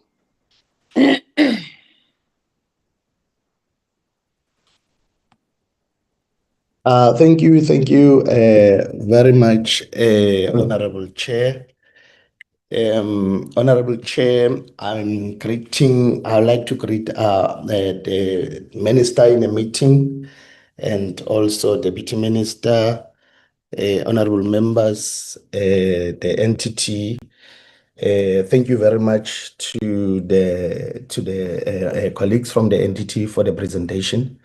I think the presentation, Chair, it was very much clear, and just on the TIA's 2.0 corporate strategy, it does, Chair, acknowledge that there is an importance of making sure that we are able to get the private sector involved and public sector also markets. But Chair, what I wanted to get was, or to get clarity on, was what are specific actionable strategies beyond the general collaboration with the public sector as well as the private sector will TIA implement to actively stimulate and intensify the private sector investment in the high impact innovations, and to actively leverage the public sector markets as demand side drivers for the solutions supported by TIA 2.0, especially, Honorable Chair, in addressing the societal current challenges. And secondly, Chair, when you look at the presentation as it was sent to us, TIA does plan to conduct a digital maturity assessment and modernize its ICT infrastructure. What I wanted to get clarity on, Chair, is what are the anticipated timelines for the completion of the digital maturity assessment? and the subsequent implementation of the key ICT infrastructure modernization. And Chair, and I wanted to get how will TIA ensure that the modernized infrastructure and digital capabilities are fully aligned with the capable of supporting the intelligence-driven and system thinking aspects of the TIA 2.0 corporate strategy from the outset of the consolidate phase. Chair, I also have a concern, as Honorable Tembogwayo has as well, that 20% of TIA's micro organizational structure currently remains unbudgeted for. And will this not affect the implementation journey of TIA's 2.0 strategy implementation plan? Chair, those are my questions. Thank you.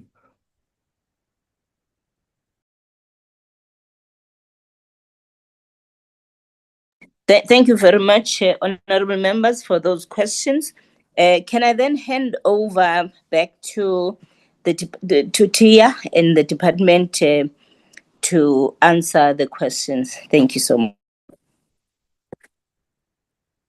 I'm not sure if the minister wants to start. I did note there was a question for the minister from Honorable Mjadu. Minister? No, you no, go ahead. No, yes. I'll ask the DG also to, through you, Chair, answer the questions directed to me. I may come in at the end. Thank you. Yes, that's what I was intending to do, Honorable Minister. Can Tia get in and answer the questions, then the DG, then the Minister will close. Thank you. Okay. Thank you very much, Chair. Let me start with the Honorable Boshoff. Honorable Boshoff, in my earlier, when I started speaking, the 1.1 billion, I was corrected, it's 1.1. In the initial thing is it was 1.3 billion due to the dollar exchanges. We had invested 24 million rand, as you would know. It went through litigation. TIA has been awarded. The money has been deposited. It's sitting with our attorneys. So we have the money. The matter has been concluded, but we still have some confidentiality clause, not at this stage, not to speak about the case itself. But what has happened at the level of the board, we've looked at it as one of the areas that need serious improvement, because they did not before, for journalists and people like yourselves following this through, TIA might not have picked up that we were actually being ripped off. And we are looking at strengthening our ability to be able to evaluate our exits when we have these arrangements, when we exit our investments. And for me, that's really one of those that prove that within those amount of years, from a 24 million rand investment, we are now having 1.1 billion rands in our account, or the equivalent dollar of that. So that has been concluded. We have had the award. We got the money already. The only other issue now is legal costs that is being dealt with, but we have been barred by our lawyers or been advised not to go into detail until all the other matters. But the money, yes, we do have. On Honorable Ramangalo, the positioning of TIA really is led by first the gap in the market that the minister was talking about, but the reviews themselves have identified the gaps in the ecosystem, and TIA, based on the act, is best positioned to be able to fill those gaps that have been identified by the different reviews. Yes, our strategy does recognize that in order for us to be able to be the organization that we call Tier 2.0, we do need certain capabilities that we need to build. Hence, the initial phase of ensuring that we build those capabilities, and some which really do not exist in the ecosystem in the form that they are required to be able to really address these gaps in the ecosystem. Our approach, which is what we call the quadruple helix model of innovation, really talks to not only the stakeholders as we know it within the DSTI family, but talks to the different stakeholders in government. And in government, it talks to within DSTI, as we've already stated, we've gone to the different departments already, or entities, at least the entities in those departments, as the department deals with other departments. But the entities in different departments, we've already started those engagements, and some of those have already yielded results. As the CEO was mentioning, we already have MOUs. Some of those, like the SITAs, are already at implementation phases. Some of those with private sector, we are already seeing results in terms of the agreements that we are already signing with them. We do recognize at the level of the board that there are regulatory changes that we would require. We have already asked management to come back to us with those. Some of them we've already given them those that are glaringly clear to us to enable us to be effective in delivering Tier 2.0, and we will request obviously your support when we are ready. In fact, our next board meeting expects management to come to give us those directly, to say these are the changes that we would like to see, or those that we believe will better position Tier to deliver on 2.0. I will skip Honorable Muntaung, the CEO will respond, but I just want to address the issue from Honorable Tembekwayo dealing with executive complaints. I have received some of those complaints, some as of last week. I do intend to address. There is an element in, there is an event of all staff on the 27th. I do intend to address staff on those in general, but just simply acknowledging that it is welcome that if they have those that they would raised, and I've already asked the corporate services executive. I've already asked the chair of the HR and REMCO that we deal with the matter in the meeting 2 days from now in the HR and REMCO, so that we can then deal with the details. But I do already want to go to staff on the 27th to acknowledge first the complaints that have been received, to also give the assurance that we do treat those that have been shared confidentially as whistleblowing, and they talk to the culture issues that we want to build. And I do already have a draft plan from the executive corporate services in terms of what we could do, which I have asked the chair of the HR and REMCO that we will deal with in the HR and REMCO board committee meeting on Thursday. So we are acting on them. We have them, and we will also give assurance to the staff that they should feel free to raise those. The only other issue that we'll probably raise in that meeting is that it probably helps if they raise them internally first, and allow us the opportunity to deal with before they can copy others. Because I do note that in some of the emails, they've copied the department, they've copied the minister, the office of the minister, and some MPs, and it's a matter that I intend to address. I've asked other colleagues to respond to the other meetings, other questions. Thank you. CEO and the chair of ARC.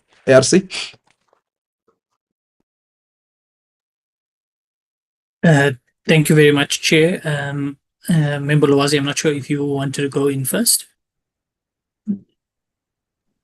Happy to.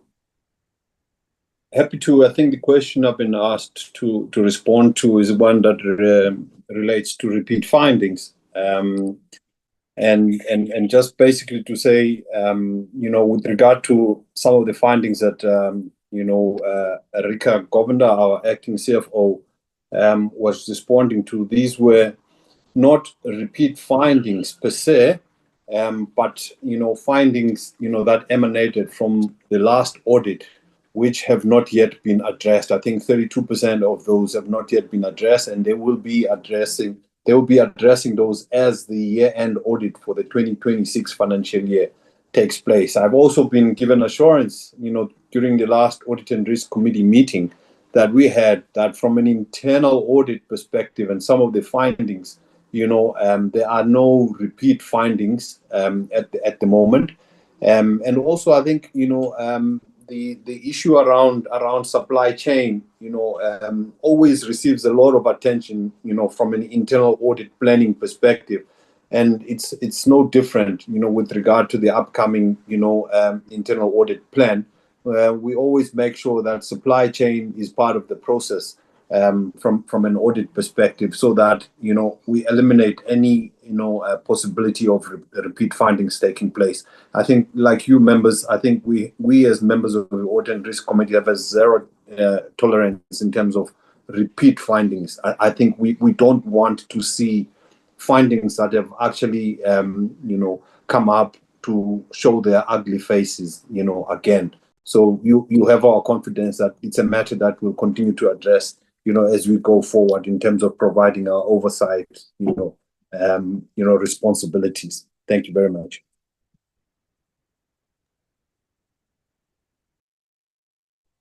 Thank you, Chair. Perhaps then to take some of the remaining questions, and probably will call on one additional executive to supplement as I take some of the other questions. I think for Member Ramakola, I think the question was speaking to what sort of led to this tier sort of strategy. And of course, premised under the basis of a very intensive engagement, not only founded by the various tier reviews that we've received, but also very much a deeper dive in terms of the situation analysis that have recognized a number of structural realities within that affect South Africa's innovation performance. This includes, of course, the issues of the fragmented approach and limited coordination. That early stage funding is very limited, and that results, of course, in a very weak pipeline. The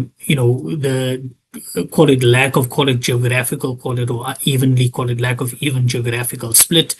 And of course, that lack of translation or commercial translation or capacity, including, of course, the technology transfer, market access opportunities, etc. So, of course, I think in a summary itself, when one then looks at this innovation throughput, the Tier 2.0 strategy is developed as a response to some of those challenges that we addressed. Of course, I think I spoke to, when we spoke to, of course, this curatorship role, we, of course, must and will always recognize the important role that many other actors within this innovation ecosystem play. Of course, TIA plays a very different role to the likes of the CSIR, where we, of course, provide, and they're more R&D intensive as the CSIR. But, of course, as TIA, we provide very critical early stage funding itself. So there isn't any confusion in terms of the roles itself. But as part of this role and as part of this strategy itself, it's important that we do recognize the importance of these various role players within the innovation ecosystem itself. As part of course, this TIA strategy itself, we've also then engaged on the type of functional capabilities that one is required to be able to deliver on within the strategy. That, of course, includes aspects not only of financial and risk management, but also around key competencies towards that are required as part of curatorship and the partnerships that are required. And of course, I think as part of the development of the structure will, of course, an organizational structure that will respond to those capacity and capability areas. Some of the members, of course, touched on and maybe to group and to cluster some of the questions around our readiness towards this plan itself. As part of the consolidate plan itself, there are key activities that are designed particularly to respond to operational efficiencies. This includes, of course, the immediate capacitation within the structure and the budgeted structure. This meant that we need to prioritize positions and funded positions towards critical positions. But as part of this tier operating model, it's not only about, call it, capacitating people internally within a structure, but it's also around how do we leverage resources and capability within the system to effectively deliver on the strategy. That will then mean that we do utilize implementing partners. Some of the members will be aware through our previous presentations to the portfolio committee that we do use implementing partners in some of our instruments like the seed fund, with a number of, call it, implementing partners both within the HEI and the SMME. And this is really to try and ensure that we are adequately able to deliver on the strategy and able to deliver on the portfolio, ensuring that we have appropriate, call it, governance, risk management, and financial management in place. The chair did touch on that as part of this role itself, we do see engagements and collaborations with other entities and other departments very critical. And I think the chair did touch on some of those discussions that we've started to have with many of the entities already within the various departments around how we can seek to collaborate, and already, call it, establishing MOUs in that regard itself. In that regard, SEDFA together with TIA are busy, call it, putting together what would then be a, call it, a first time, call it, fund of funds established between the two entities. And this is something that we're hoping to iron out and trying to finalize by the end of this financial year itself. I think the chair did touch on, of course, of legislative barriers as part of, and maybe to touch on and link up to the question around the SPV, the establishment, of course, at the end, that was a question raised by Member Mjado around the SPV, and the SPV typically is a longer term, call it, strategy into the future. One will note that this is part of, call it, our outer, call it, 5-year phase, where we really are then able to then look at, call it, TIA's return and our ability to generate returns. But typically, as currently TIA is established as a PFMA 3A entity, there are certain, call it, requirements where we will be engaging through the department around certain, call it, standing exemptions that we require in order to be able to house equity and be able to retain some of the surplus funds to be able to help build this balance sheet into the outer year, and that we will then be engaging through our Department to National Treasury in that regard itself.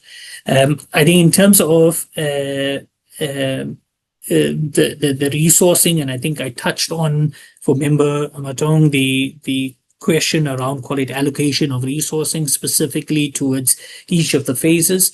Within each of those phases, they are categorized by very specific activities, which we will ensure that we have and we allocate appropriate, call it, budgeting towards. As part of course, from a resourcing perspective itself, TIA will note that, of course, we plan to undertake a lot of, call it, and leverage a lot of funding. In terms of the TIA strategic plan itself for the upcoming 25-20-30 year, and this is also linking to one of the other members' questions around how do we measure, call it, impact in terms of commercialized innovations. So over the 5-year period, we are planning to be able to support 600 innovations that have reached a level of commercialization. This, of course, is a significant increase compared to our baseline of 216, and this reflects, call it, this curatorship role and partnership role in trying to achieve that we are able to work together and be able to achieve the impact that we are. As part of course, the resourcing, as I touched on, we will ensure that there are adequate resourcing, particularly aimed at ensuring that we support each of the phases and the requirements of each of those phases itself. As part of the curatorship, call it, metrics, it's important to note that this role of, call it, curatorship will develop over a period in time. But importantly, as part of our strategic plan and our annual performance plan, we have identified key targets for which we've undertaken at a strategic plan level.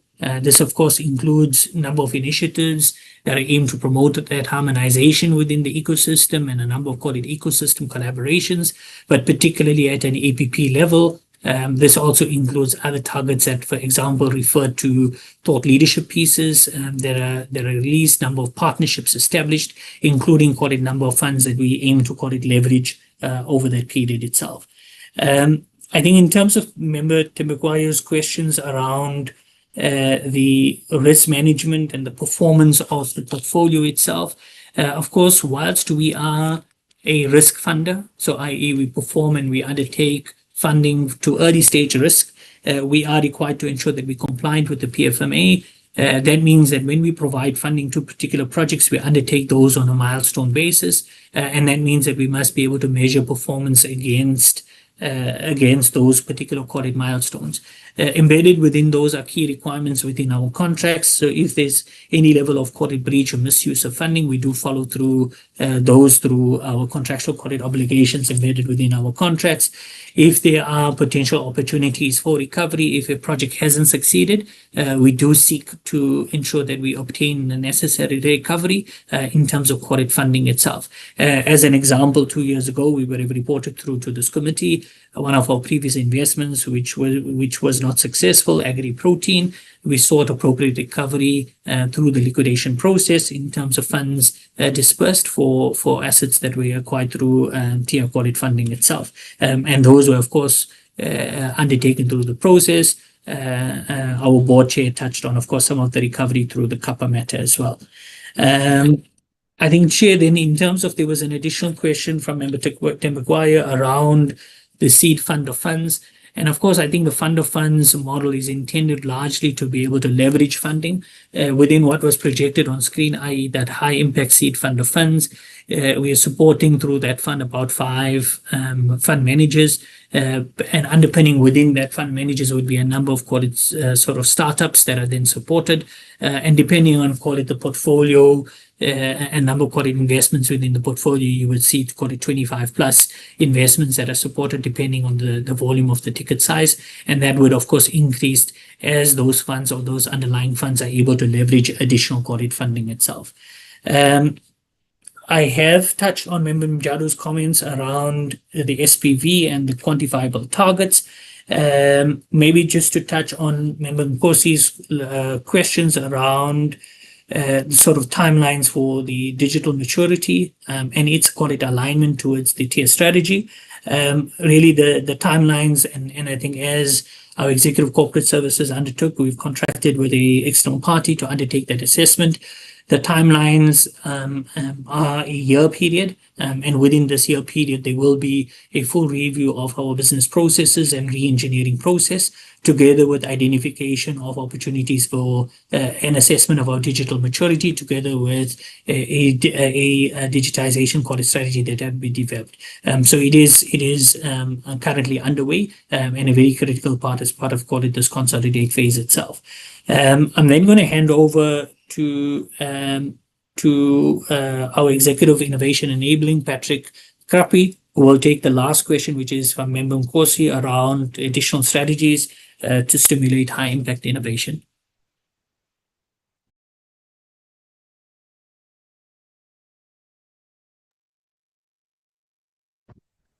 All right. Over to you. Thank you, ACO. I don't know if my camera is showing. My signal is rather weak. I've been struggling to hear, so I won't stay too long on the camera. You can see me. So please allow me to switch off. It was just to show that I'm alive. So I'll pick up on the question, Chair, around how do we measure in matrix terms the shift from your basic funder tier into a curator and the kind of outcomes that we are looking for.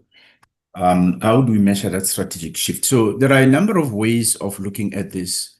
And in our other shortened version of the presentation, we've got some kind of a picture that shows that shift. The first thing, you really are looking at how do we promote the crowding of funding amongst ecosystem players. Other than us just being a funder of our own with our own resources, how do we promote coordination and pooling of resources amongst partners? And those resources must be directed towards augmenting the funding for innovation in the country. I think for me, that is one of the important measures. The second one is really to look at the extent to which we are able to orchestrate the innovation ecosystem through partnerships. And in these partnerships, you are looking at what is it that you are able to achieve in co-designing programs with partners, the number of formalized partnerships that you are able to enter into. And that one of the things that the white paper and the decadal plan and many other reviews that have looked at the ecosystem and its functioning, one of the main issues is fragmentation amongst funding instruments and institutions and lack of efficiency in the funding landscape. So we are really looking at how do we work with other development finance institutions to make sure that innovators enter through one door and they exit through the other door without having to move around and applying 10 times for the same thing. So it's really around promoting that funding efficiency. And I think for us, that is important. At the end of it, Chair, is really also around the strength of the deal pipeline that we are able to generate within the ecosystem. The research system should be able to produce sufficient innovation output that we are able to take to market, the ability to create the high number of spin-outs from university research, and the licenses that are also produced from the research system. But your overall startup ecosystem itself, because it's less about only the research system, but it's also about the startup ecosystem.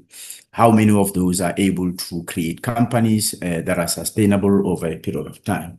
So there are, if one can then add that you will look at those kind of commercialization outcomes, the revenue that is generated by these companies, the jobs that are being created. For every rand that you spend, you need to be able to say, these are the jobs that we are creating, export ability of the country in terms of how we improve on that. So I thought I should reflect a little bit on those, Chair, to say we have matrices that we are using to actually measure TIA's curatorship role and what comes out of that role and the strategic shift itself. So I think that is the one part, Chair. The second question that I thought I would take is from Honorable Nkosi around the private sector. How do we promote participation of the private sector into this? And really this question addresses our own contribution of our own private sector to business expenditure on research and development. We know that comparatively to other middle income countries like ourselves, we are performing very low. So that's the basic problem statement that we're trying to address. But then we say, what initiatives are you putting in place? And I think we've been led very well by the department with a few instruments that the department itself has piloted. They put in place the Sector Innovation Fund that has been able to fund a number of industry associations. But it shows that when you put some money, you are then able to not only leverage funding from some of the private sector associations, but we are addressing their own competitiveness, but they are also able to put their own money. From our side, we are looking at different models of centers of competence, for example, and these are research collaborations that are typically led by industry, not in this case by research institutions, because the more they are led by research by the industry, they are actually addressing their own competitiveness. We are also putting and designing instruments that will really be focused on forcing partnership or incentivizing partnerships between the research institutions, the universities, with the private sector. And those can only happen if you've got instruments that incentivize that. So we do work with a number of companies in the different sectors to identify their needs. But one of the main interventions that we're trying to put in place is to establish what we call strategic innovation programs.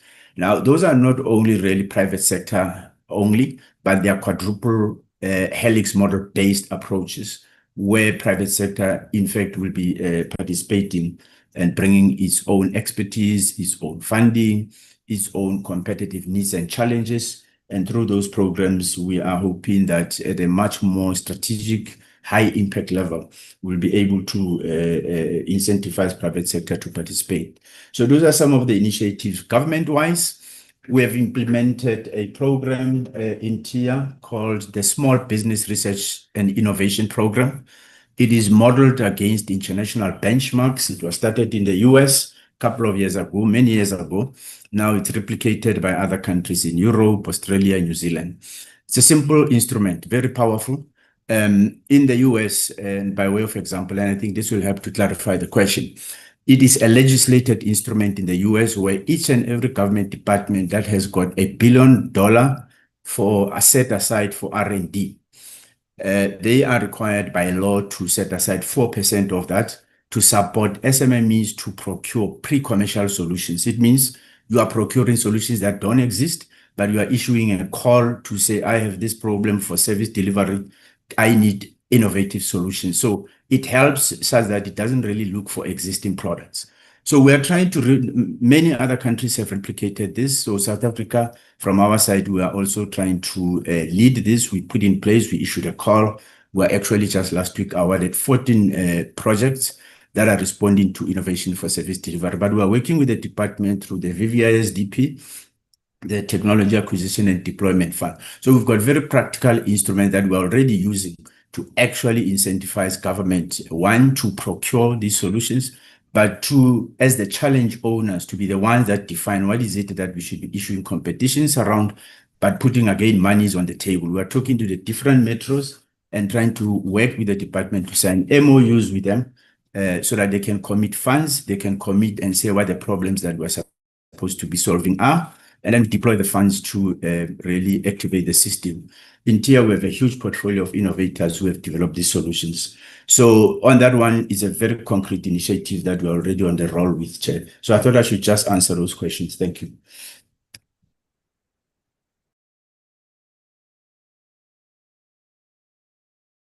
Thank you. I think we've covered all the questions on our side, Chair.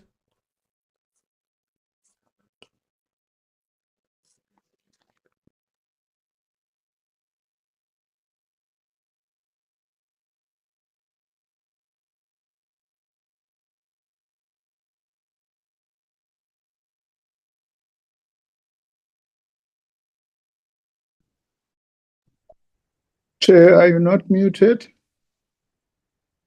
We can hear you now, Minister.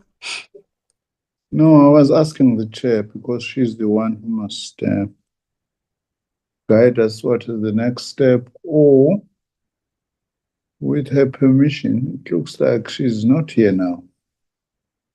We can perhaps proceed by giving to the DG if he wants to say anything. If that's okay, so that we finish our side, then hopefully the chair will hear us that we are done. Who can check where the chair is? What has happened? Sorry, apologies. I will check now, Minister. I think she did indicate that she was just disconnected now, but I don't see her on yet. I'll give her a call just to see if there's any trouble. Thanks. Yes, please.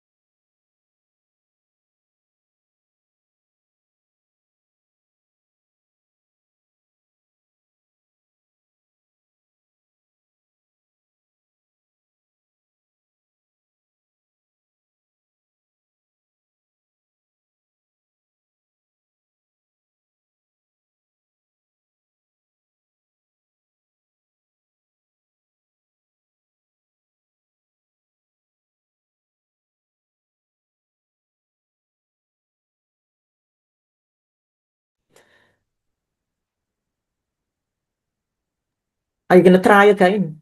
Can they proceed? Yes, they can proceed towards the closure of the meeting, because if once the department is done, because I can't hear now, my network is just off. My apology, colleague. Okay, I'll just hand it over to the minister. Okay. And you'll try and connect. Okay, maybe then I can ask the DG. Thereafter, if the DM wants to say anything, and then I'll just say a few words at the end. With the permission of the chair. She can't hear.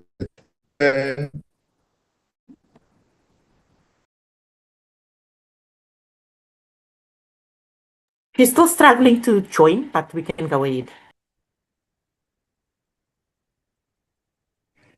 DG, are you all lost now? Yes, I'm in, Minister. Oh, okay. You come in then if you want to say anything. The chair has given us the permission to round off that one. Thank you very much, Minister. And then let's thank the chair and honorable members. Maybe, Minister, it's just 4 points. The first one, which relates to the question posed by Honorable Mjadu. We will give for now a non-legal interpretation of that question about the mandate. The tier mandate is broad enough, Minister, to accommodate the type of changes that are being proposed through the tier 2.0. But of course, we will, in due course, engage with our legal if should the need arise. That's the first point. The second point, Minister, is that the Minister has directed the department to initiate the process of drafting the new legislation, overarching legislation, which would, amongst others, help us to address or ensure that the system has a coherent institutional governance architecture and should provide clarity on the innovation model, which should help us to address some of the questions that honorable members asked about whether TIA's new envisaged vision was not actually encroaching on CSIR and other entities' mandate. So we will be clarifying the institutional governance architecture and the role of each of our entities along that innovation value chain, and to make sure that there is coherence in the system. So that will be dealt with through the process that we have started. But thirdly, we are in our engagement, including TIA, we're encouraging entities to cooperate and collaborate with each other and engage around these questions of how their mandates or even their strategies should actually be complementing each other rather than competing against each other.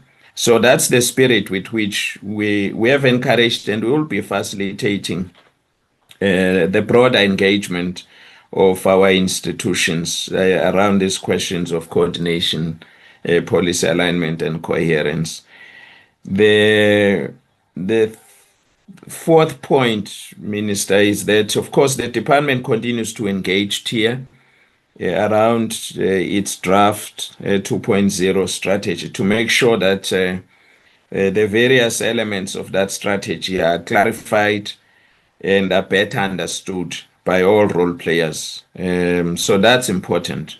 While, of course, maintaining and ensuring that the role of the department, which is the policy function, is retained, and that of implementing agencies by all our entities is maintained. The last point, Minister, which relates to what the TIA chair referred to and was picked up by some honorable members around recoveries, the example of Kappa systems was mentioned. Just to make a broad point, that all recoveries by our entities, including TIA, are subject to approval by the Minister and National Treasurer.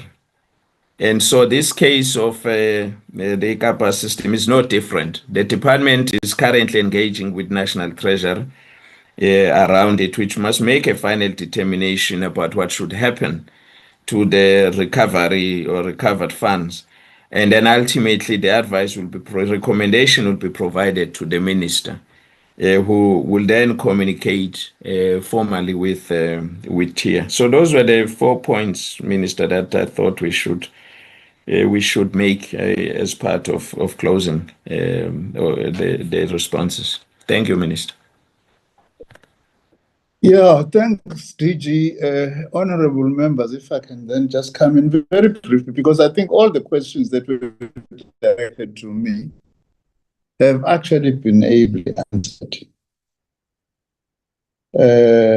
Especially the issue that we don't see any conflict between Tier 2.0 and the existing legislation. Although members of the management from Tier did say that there may be a couple of areas where we may need to amend some regulations or do new regulations, which is not a major legislative exercise, to actually do so. I would suggest to Jadu that he should go back to the two reports that I had commissioned, or that led out of the work that I had commissioned about the problems of TIA in the past, because they are very clear as to what the issues were, what the shortcomings. We had felt, for instance, that perhaps in the first 8 to 10 years of the existence of TIA, we had, as the department, we couldn't really account for that 10 billion rand as to how it was used, and also the impact of TIA was almost non-existent in the sector and so on. But I would suggest to Honorable Mjadu that he gets those reports, which are very clear-cut recommendations. We did 2 reports, because the first report we were unhappy about the fact that it was ending with one option: dissolve TIA, go to the private sector to actually raise money to fund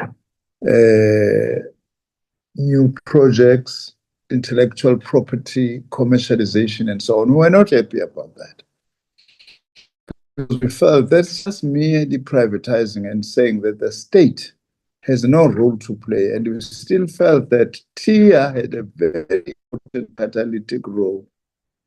So we commissioned the convoy, which gives us a few. Also, by the way, in relation to the details, in terms of targets and so on. Minister wa Tambuza, the network is better cool. In network ya better, Minister, I know what Tambuza.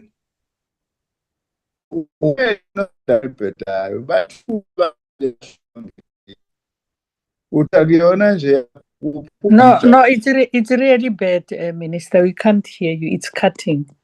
It's honest. Sure. I'm sorry about that. I don't know what has happened now. Can you hear me? It becomes better. We can hear you. Yeah. I don't know. I'm very sorry. You know, I couldn't pick that up. No, the long and short of what I'm saying, the APPs are still going to come up with details in terms of targets, rates, and things that we've got to do, which also the portfolio committee, of course, will have an opportunity to look at, so that you can further interrogate these matters. Let me say thank you then on my side.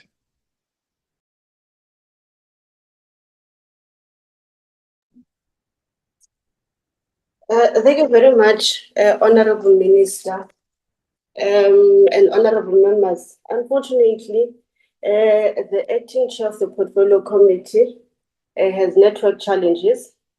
As things stand, she's finding it difficult to join back. As a result, she is not in the meeting as things stands. Thank you very much, Honorable Minister, and your delegation for the responses provided. If then honorable members will have follow-ups on some of the issues that you raised and your officials responded to, that will be done in writing and will be submitted to your office. I have confidence that the responses will then be sent back.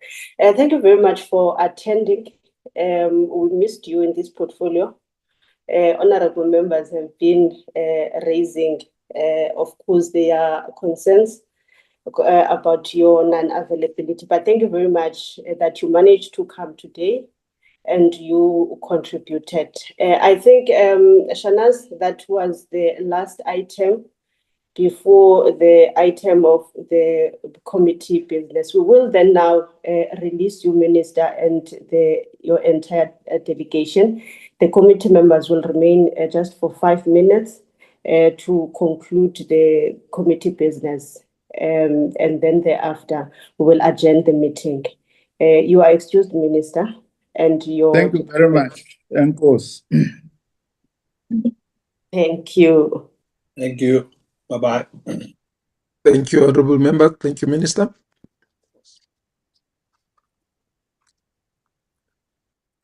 Thank you, members.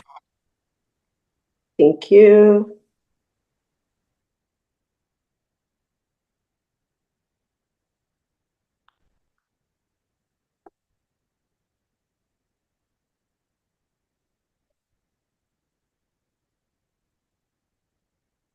Honorable members, I think there is only one item that is left, which is the committee business. Acting Chair. When Yes, I look at the participants, there are 20 of us, and we are not 20 as a committee. Or am I wrong? Can the others please leave so that we discuss whatever we need to discuss amongst us as a committee? Please ask them to leave. Okay, thanks, Doc. Shanaz, can you be, or Gunter, can you be able to identify if there are still members that do not belong to this committee? I think that now we are 19. Can you identify those that are not supposed to be here? If possible, you can remove them.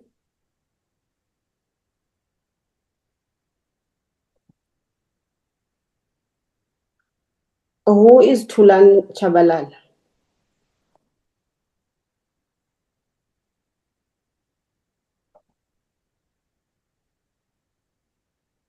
Okay, can she or he be removed if he's not responding?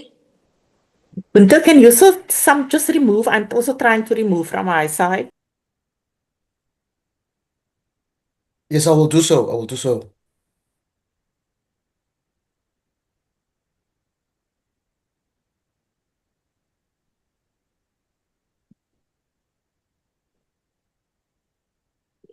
Okay, I think it's this Tulan Shabalala that is left.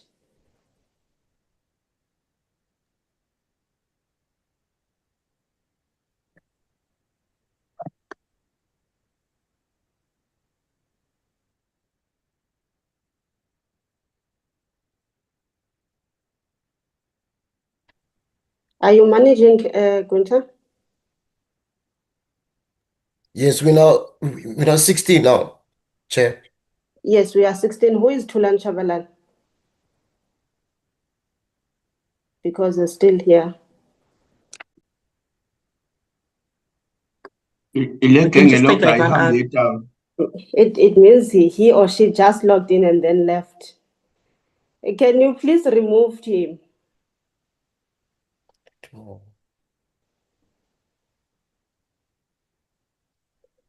It means was not part of the meeting entirely. Okay, no, we're still here.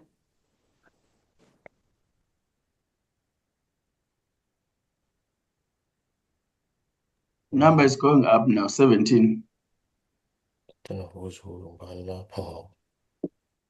Okay, Tulan Chabalala left the meeting. Okay. I think we all belong here now. Okay. Thank you very much. Shanas? Yes, Chair. On the program, we have 2 meetings that still reflect that it should be held in person. We've got venues for those meetings. But I spoke with the Secretary for Communications, and one meeting is like a joint meeting. So they're changing that to virtual. So I'm just checking with the committee and members if they're all okay if we change those 2 meetings to virtual. That is on the 10th of March, and I think later in March. Let me just get the other date.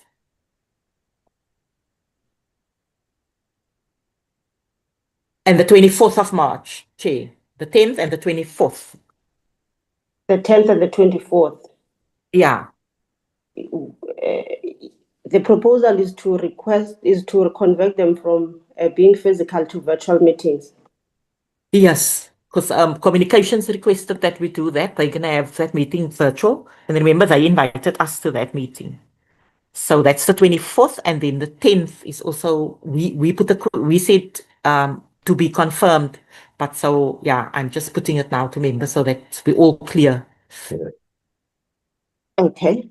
Members, there is a proposal to convert 2 meetings from physical to virtual. The other one is the joint meeting with the Portfolio Committee of Communication. The other one was meant to be confirmed later on. Now the proposal is that both of them must be virtual. I see that Honorable Mazzoni is already saying thumbs up. Honorable Mjadu?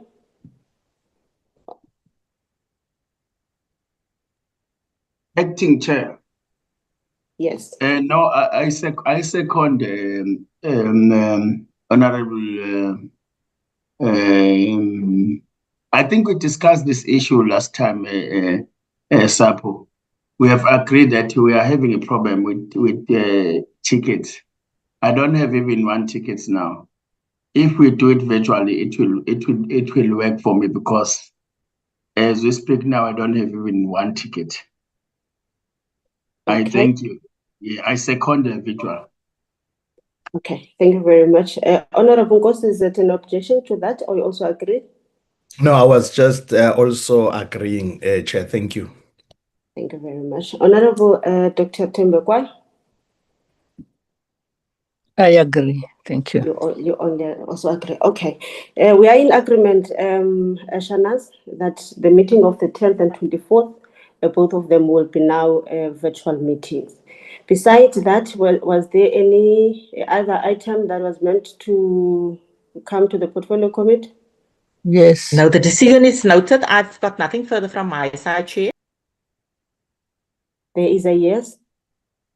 Yes, please. I think we must make use of this remaining minutes to discuss our way forward on the study tour, because we just received a letter, you remember last week, where they say because the chairperson has resigned, and then which means the whole decision of us going that way falls off. And I find it very, very, very disturbing, because it has been our committee decision early in 2025 already. And then we, even about the country of choice. And the committee had briefings by the DST about the countries of choice. And so the committee need to be clarified what invalid application means. And if it's possible, we have to give the instruction to the acting chairperson to go to Frolic and sign on behalf of us so that we go. And the sooner the chairperson is in place, that will be okay. So we can't live without making agreement about this and make as if it's not existing. Thank you very much, Doc. Honorable Mazzoni, you want to speak to that, or is it a different item altogether? Honourable Acting Chair, I'd like to speak to this item too, if I may. Yes, please. Thank you so much. Colleagues, as you know, I have been a member of Parliament for many years, dating back to 2009, and it has always been the practice that when a study tour is undertaken, the committee decides as a group, and the department, the relevant department will then confirm if the arrangements are in fact correct.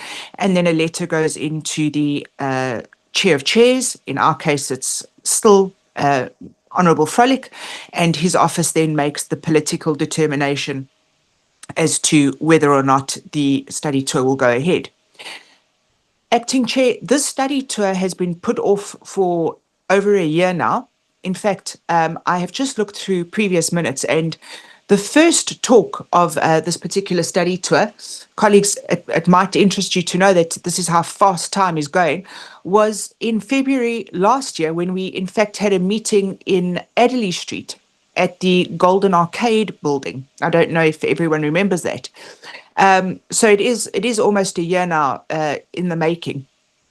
And I just find it quite baffling to think that the, quite frankly, sudden resignation of a committee chair, given the fact that it was absolutely public knowledge that said chair had recently acquired a position within an organisation that would require the relinquishing of a position of parliament, should then hinder the entire portfolio committee in terms of invaluable information that we are going to receive and experience achieve through a study tour that this committee has agonized over in terms of arrangement, in terms of cost effectiveness, in terms of value it adds to the country as well as to work. And I think it would be a crying shame, Chair, if we let this opportunity slip through our fingers now. I think it would be a sign that still science, technology, and innovation is being treated as the stepchild of some other committee, which I think, given the importance of our work, given the fact that we were a committee that was so in the spotlight during G20 and the G Science and so many other issues, given the fact that our committee now has joint committee meetings with so many other committees because decisions that we make have such a far-reaching effect across the parliamentary sphere, that I think that we need to take this issue very seriously. If needs be, the committee chair can write a letter of validation, if need be, to House Chairperson Frolick. But certainly, Acting Chair, it cannot be the case that because one member of the committee chooses to resign, that the committee then becomes hamstrung. So I would like to make the suggestion, Acting Chair, that given the fact that just this morning we have had 2 acting chair people, that the committee, in fact, writes a letter to House Chairperson Frolick, and that the committee expresses exactly a detailed format of how we have come to decide on this study tour and what plans, in fact, are in place for the study tour, and quite frankly, what implications it will have to benefiting South Africa as well as committees that deal with our committee specifically, should this study tour now be invalidated at the very last minute. Thank you, Acting Chair. Thank you very much, Honourable Matsoni. Honourable Ngosi. Thank you very much, Honorable Acting Chair.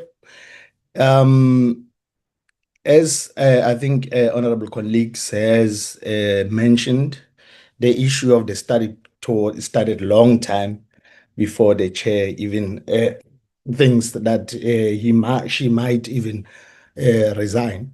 So, Chair, I was saying, Chair, as honorable members are giving Honorable Acting Chair, we just requested or elected today to assist us as the committee, go ahead to proceed and find out what are the issues and how to resolve the issues.